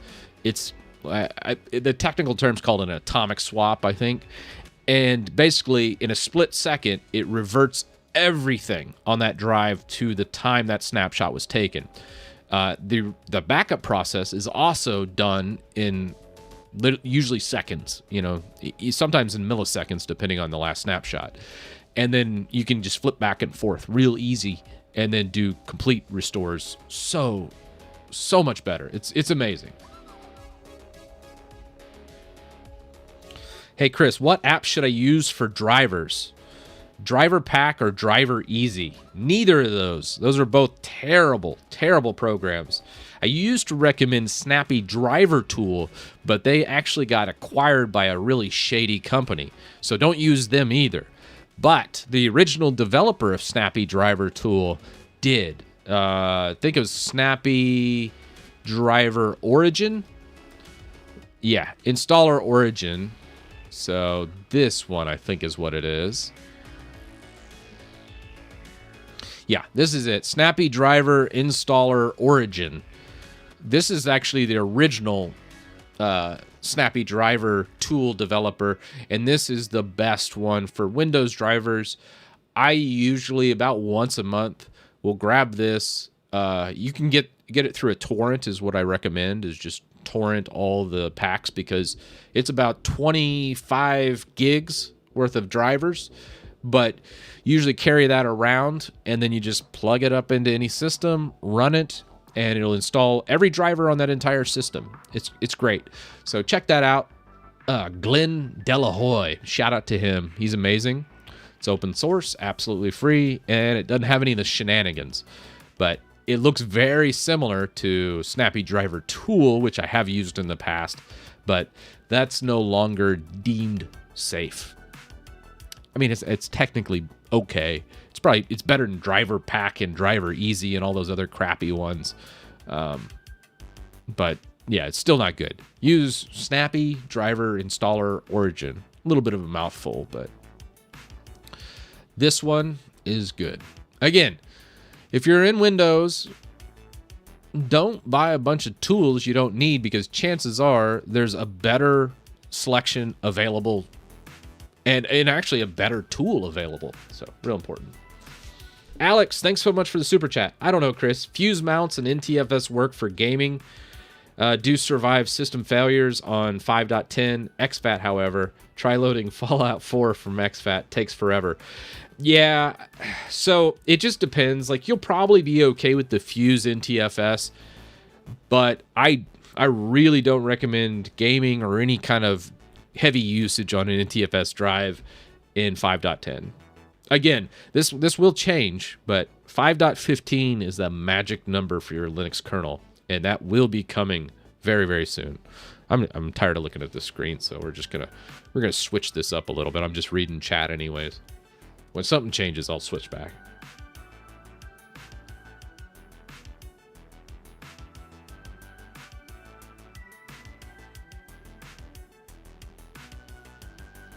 Do you still use Chocolatey? Not really. Most things I just use WinGet. WinGet comes baked into Windows 11 now, and I don't know, just kind of like where everything's headed. So I've pretty much used just WinGet for most of everything.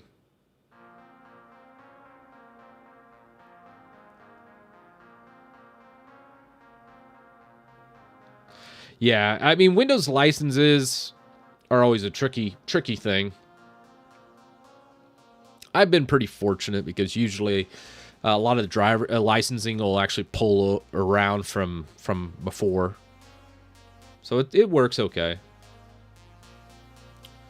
Should CTT script be used on first boot? Yeah, I mean, it depends on what you're doing, but yeah, usually if there's tweaks in there that you enjoy, what it does is that debloat script for the essential tweaks, it mainly just disables telemetry. Now, I have been getting a lot of people complaining about Edge. If you're an Edge user, don't use my script. Edge relies, and it's integrated heavily into Windows. It should be noted. What do I mean by that? I mean, Edge has really heavy dependencies on Microsoft telemetry and a lot of other things. So Microsoft Edge is really part of Windows, and if you're okay with Microsoft completely knowing every single little thing about you, by all means, don't use my tool.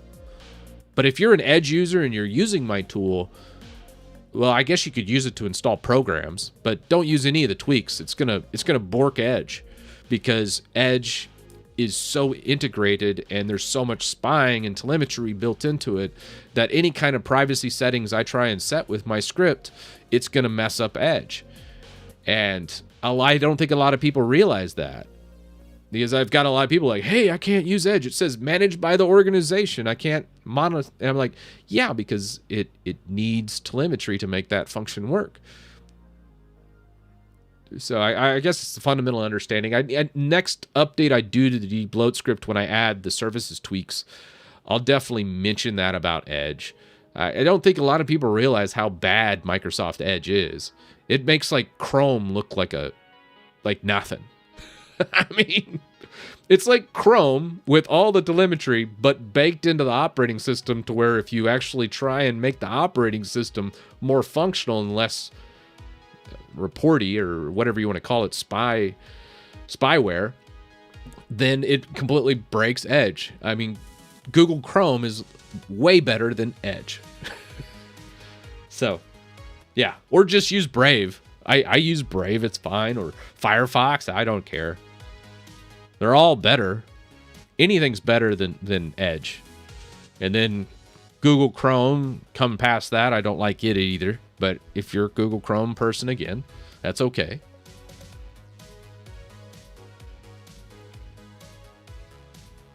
WinGet on Windows 11 forces you to use a Microsoft account, at least the pre-installed WinGet.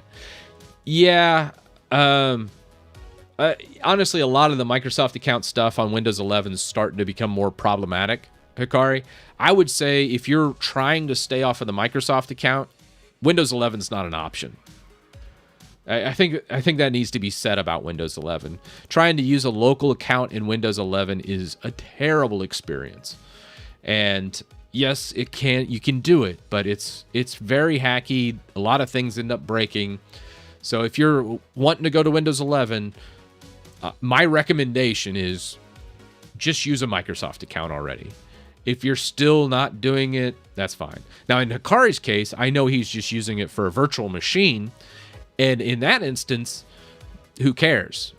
Just use your local account, disable and auto login, and put all that in and strip everything out, and then just don't use anything. But again, that's not a majority of users.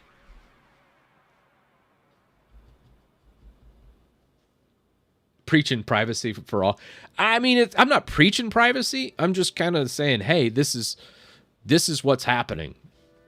This is how Windows 11 is structured. It's fine. You just know this is what you're giving up when you do this. Not like it's a big deal. Not a big deal.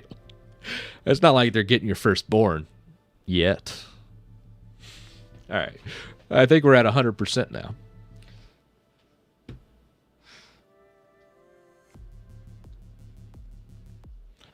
Do you think BetterFS will ever be better in the future than ZFS? I don't. ZFS has such a head start on BetterFS. It has over a decade of development.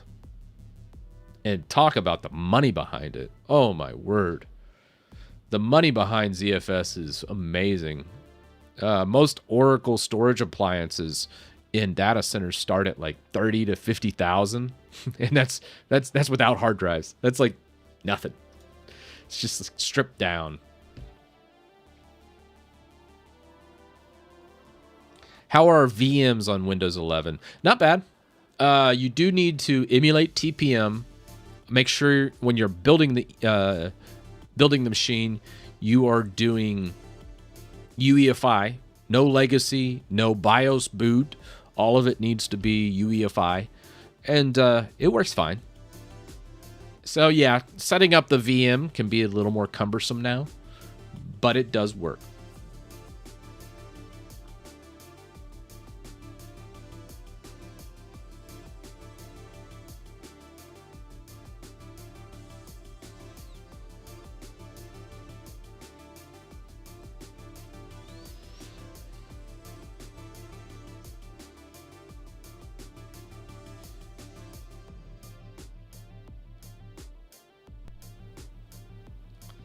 I really don't get why WSL exists as Yash.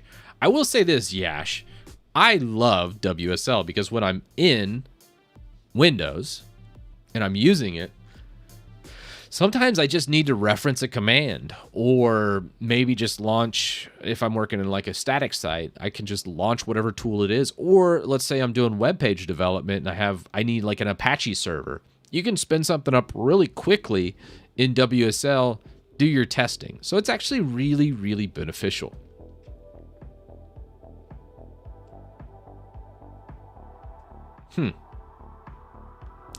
That's interesting. Look at this.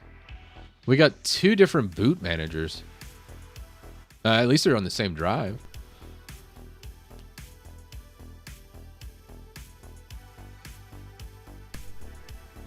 Yeah, you can emulate TPM with a virtual machine.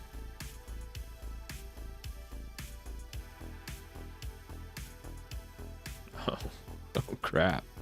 What did I do here? What happened?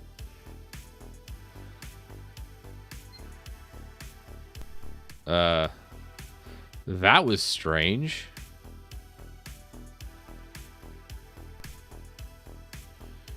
What did Windows mess up my partition structure? Oh, we gotta look at the partition structure again. What happened with that? That was weird.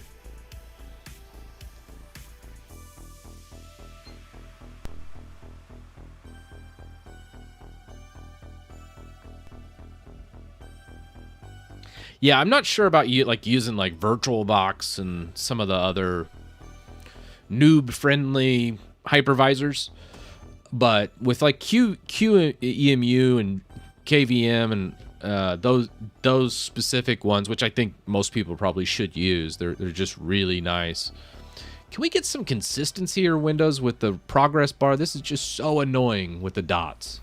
You fixed it, and it made it look pretty, and then it reverted back to the dots. What is up with that during the update? Ugh. Yeah, sorry. I just saw that, and it angered me.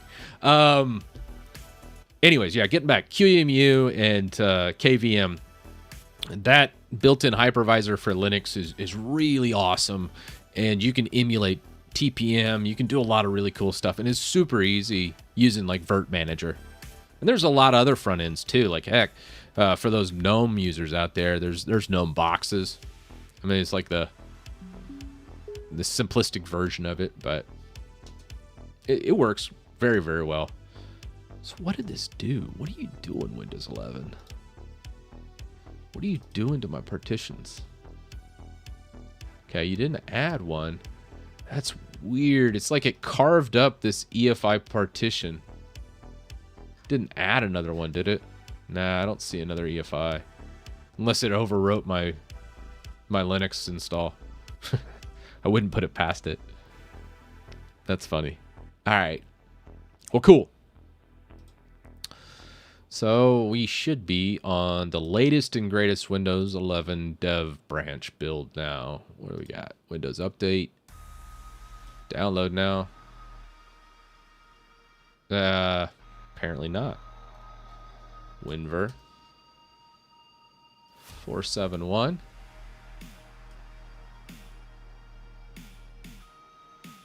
Maybe we were...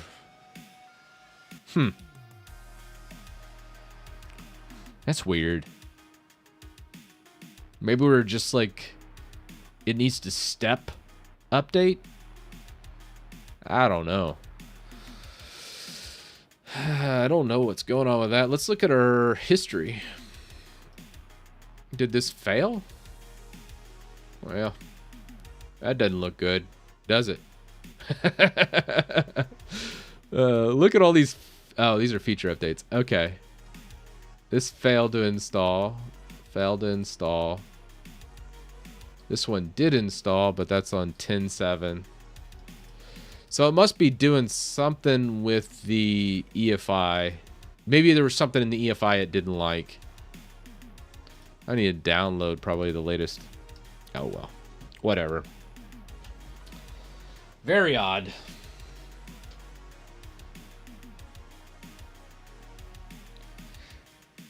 Yeah, but I consolidated all the EFI into one partition, so maybe there's something up there.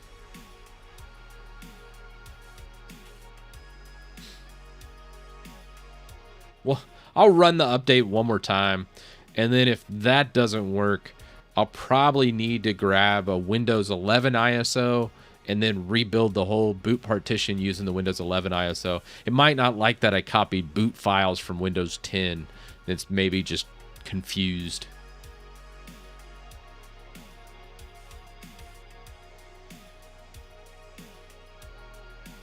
Yeah, I do have a lot of drives in there. I have two NVMEs. I have 4 SSDs, which actually I have 2 ejected right now. But usually I have 4 SSDs in there. And then I have 2 3 terabyte drives. And I think that's about it. So total of 8 drives. And then I think I might have like a USB drive too.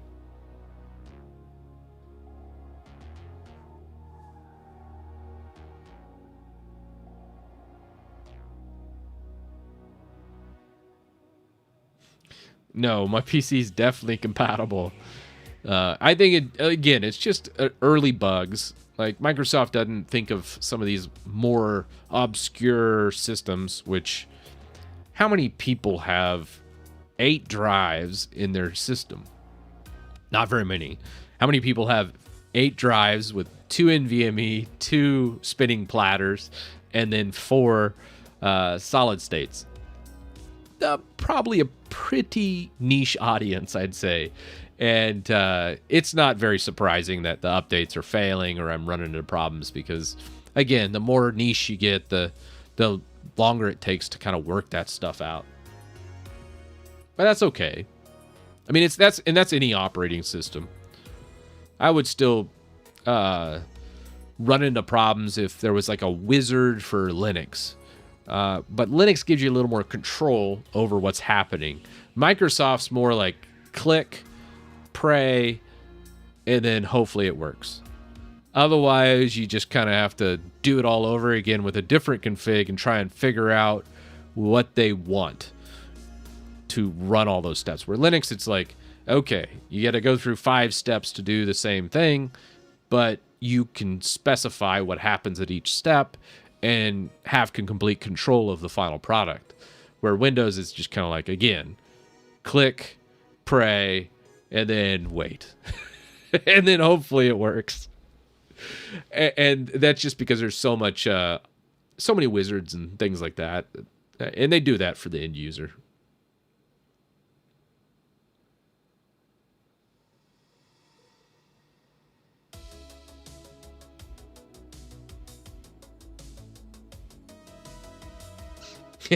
Kari has 12 drives. Oh my god. Nope. Yeah. Yeah, and you can always reinstall Windows. Like, I usually just do images. And then just, if I run into a problem, you just restore the image. Images are the best thing to work with. Get your system all dialed in. Image it. And that's any operating system. If you're in Mac, use Time Machine. If you're in Linux, use Time Shift or an image of Clonezilla or both. Nobody's ever said, oh, I got too many backups. I really wish I didn't have this many. Said no one ever. And then in Windows, usually you would do... the built-in backup system sucks in Windows. I would say for Windows, using a third-party tool is almost mandatory. I use Synology on mine. You could use Clonezilla. You can use... there's a couple other ones out there. curious to see what happens. I know Carbonite had one for a backup, but I've always had bad experiences with them, so I actually stopped recommending them just because I had a bad experience with Carbonite, and I was like, eh. So I'm kind of waiting to see how that market does and how it evolves for their backup and restore. But there's other tools out there.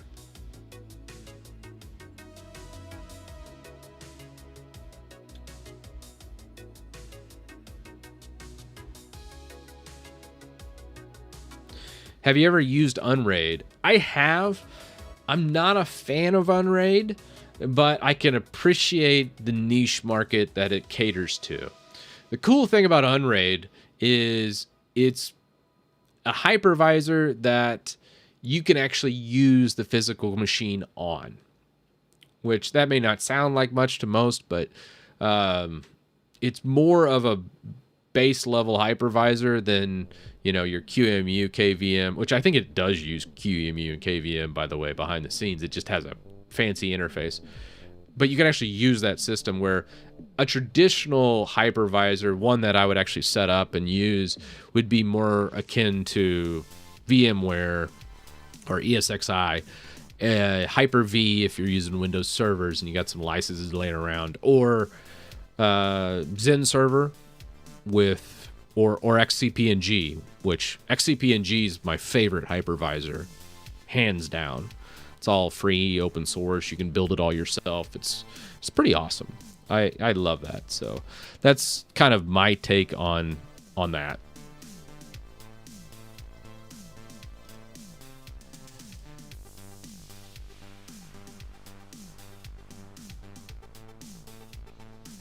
But Unraid's nice for those that are, I'd say it caters more towards the hobbyist.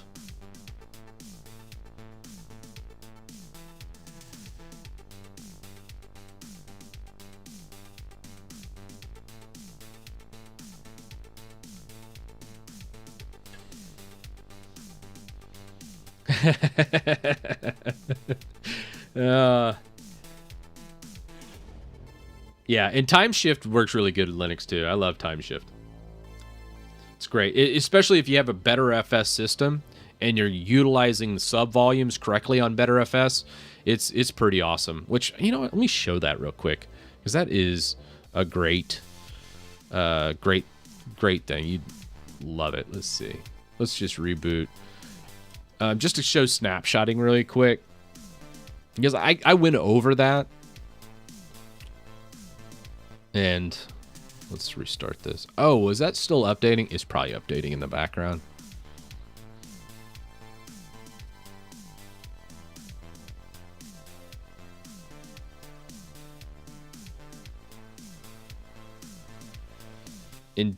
So a lot of people ask me about a lot of different Linux distros. I see a couple in chat here. And my opinion is Linux is Linux. You can do whatever you want with it.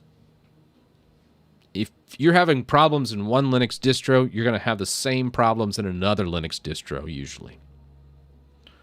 Learn how to fix your problems without switching distros. Learn how to make your distro look good. It doesn't matter what you put me in. I can make it look just how I want. And that's the thing people are missed. Distros are just this starting point. This would be like Nordic distro or whatever you want to call this. But really, it's all just different flavors, different syntax for like installing packages. But at the end of the day, I can install whatever I want on any distro because all the source code's there. You can just build it if it doesn't exist in some repository. And yeah, that's it in a nutshell. All right, let's go time shift. This is the backup utility that, let's see if we can do that. Refresh, select a snapshot device. Devices displayed above have BetterFS file systems.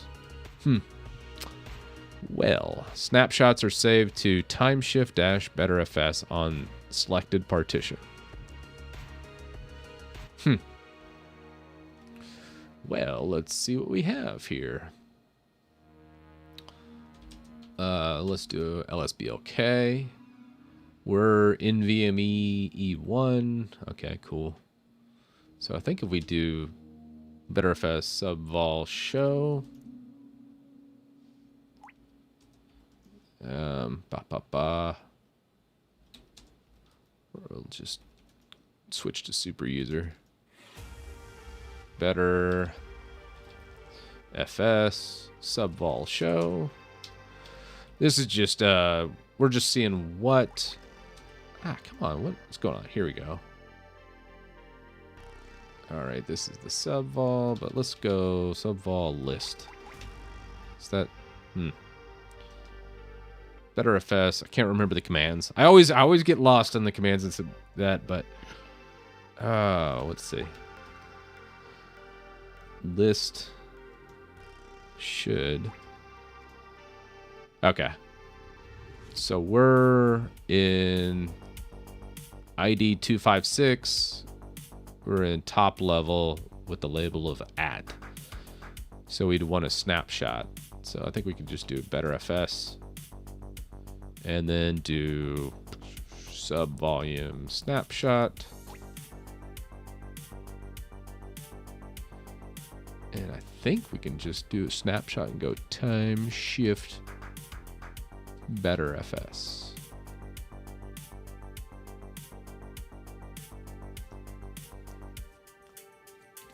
Maybe snapshot that to time shift better FS.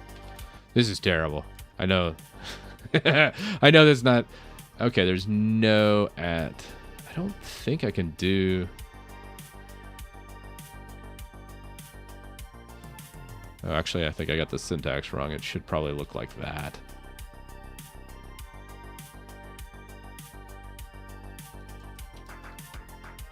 Oh, no, I put the time. Let's go back one directory. Did it? Okay, I put it in both spots. We probably can delete that directory.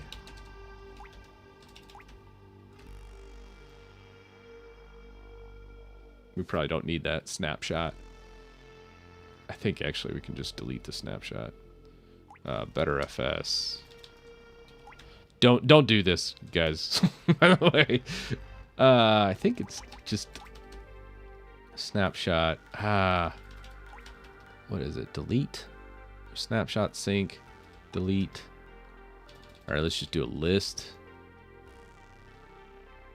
of that. Okay.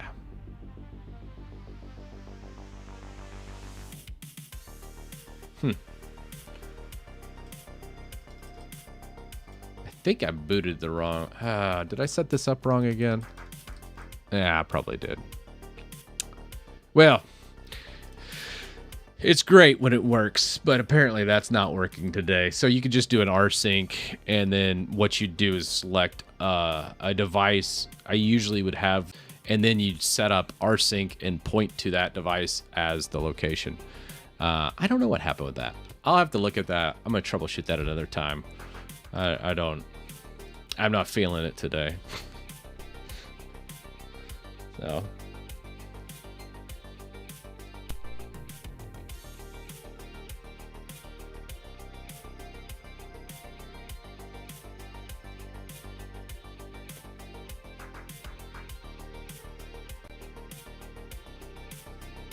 What's up, Javier? Let's see. We've got some other people that dropped in too and said hi. Hello, Astro. Back it up first. Yeah, everything has backups. That's my thing. Backups are so important. Yeah, sub volume delete. I could have done that.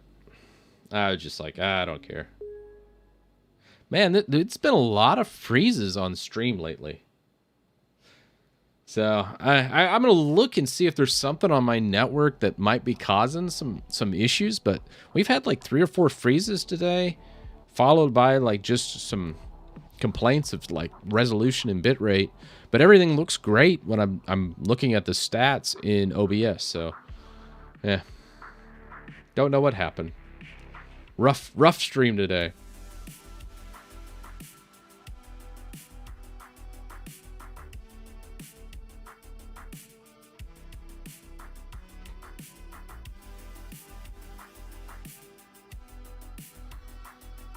All right, guys.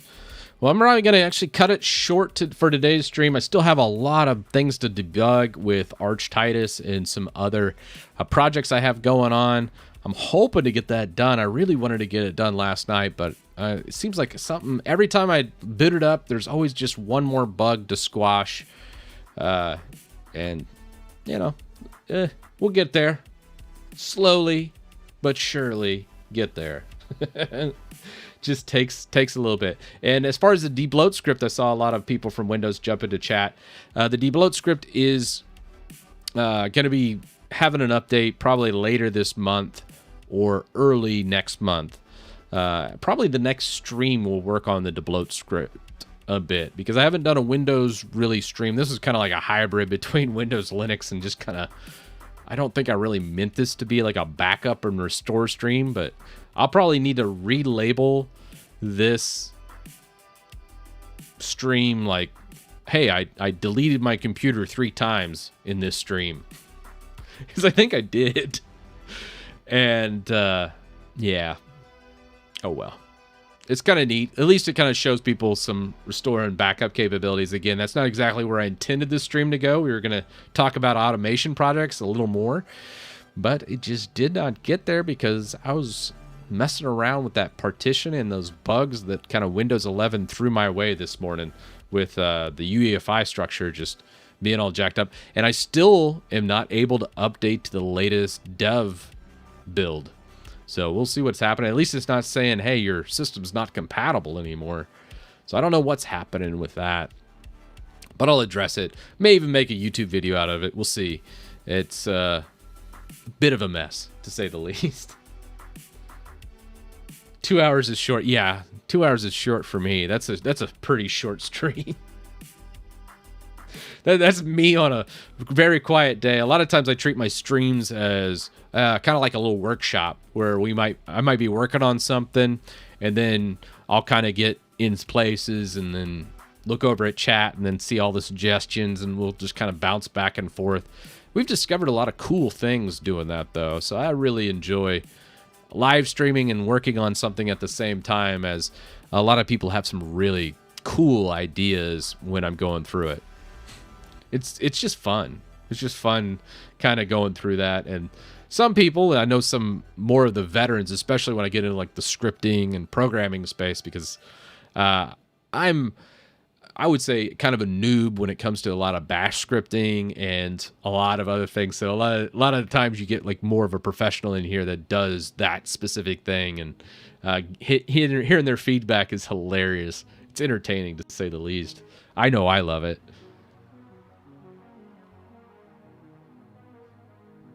Yeah. Titus sleepwalking and deleting all of his stuff. Making a debloat script. Yeah, a lot of people don't understand PowerShell, and that's if you're in Windows, I think everyone should learn PowerShell. PowerShell on Windows, you can accomplish so much more than you could without. PowerShell's so important. Is there a log of private streams? Yeah, everything gets unlisted after I'm finished, and it's in the main channel page. If you're unfamiliar, let me pull it up over here and show you that. From YouTube's. Pull up the old YouTube's. All right. Here's the old YouTube's. From here, if you see my name anywhere, like on this stream or whatever, you can click it and you get to my main channel page here. From the channel page, all live streams are just listed right here. You can't find them through chat. You can't find them anywhere else. But just kind of, boom. Just kind of threw them all right through here. You can go through. These are all kind of clumped together. I was working on the Titus project, or Archmatic is what it started out as, and kind of morphed into a complete automation script. And then this stream was just more of, I need to relabel this stream more of, I deleted my system 3 times. I think it was 3 times. Maybe more. I don't know. So, well... Oh, man. Oh, man. I don't know what's going on with that. It's weird. I guess I'm having internet problems today. That's the only thing I can think of. I'll reboot my router and everything, kind of look through the log files too. I'm curious to see why we keep getting freezes and lockups on this stream. How long has this stream PC been on for? I'm going to pull up my stream PC real fast just to look. It's been up for... It's only been up for a day. So that doesn't make any sense. Yeah, I'll look through this, and this is the first stream I ever had streaming issues with, so it might just be a bad internet day for me as well. But anywho, that's where you find all the past streams and stuff, guys. I'm going to go ahead, end it for today. Thank you, everyone, for coming out, chatting. It was just a blast seeing everybody, chatting with everybody, and then seeing me freeze. Blah. Later on. Thanks for everybody that joined membership and super chatted. I really appreciate the support, guys. Have a good one. I'll see you guys on Tuesday, I think it is when I'm scheduled for the next one. Let me go to my start screen, actually. When did I say? Yeah, Tuesday. Tuesday's more later stream. But yeah, we're not starting. We're ending. All right. Adios, all.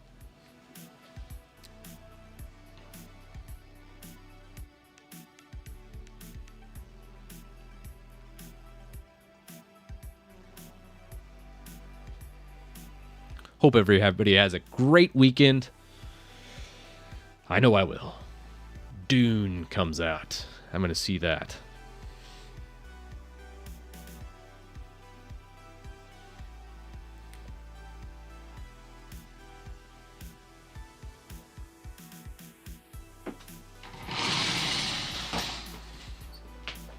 Oh yeah, I need to hit stop. Oh, there we go.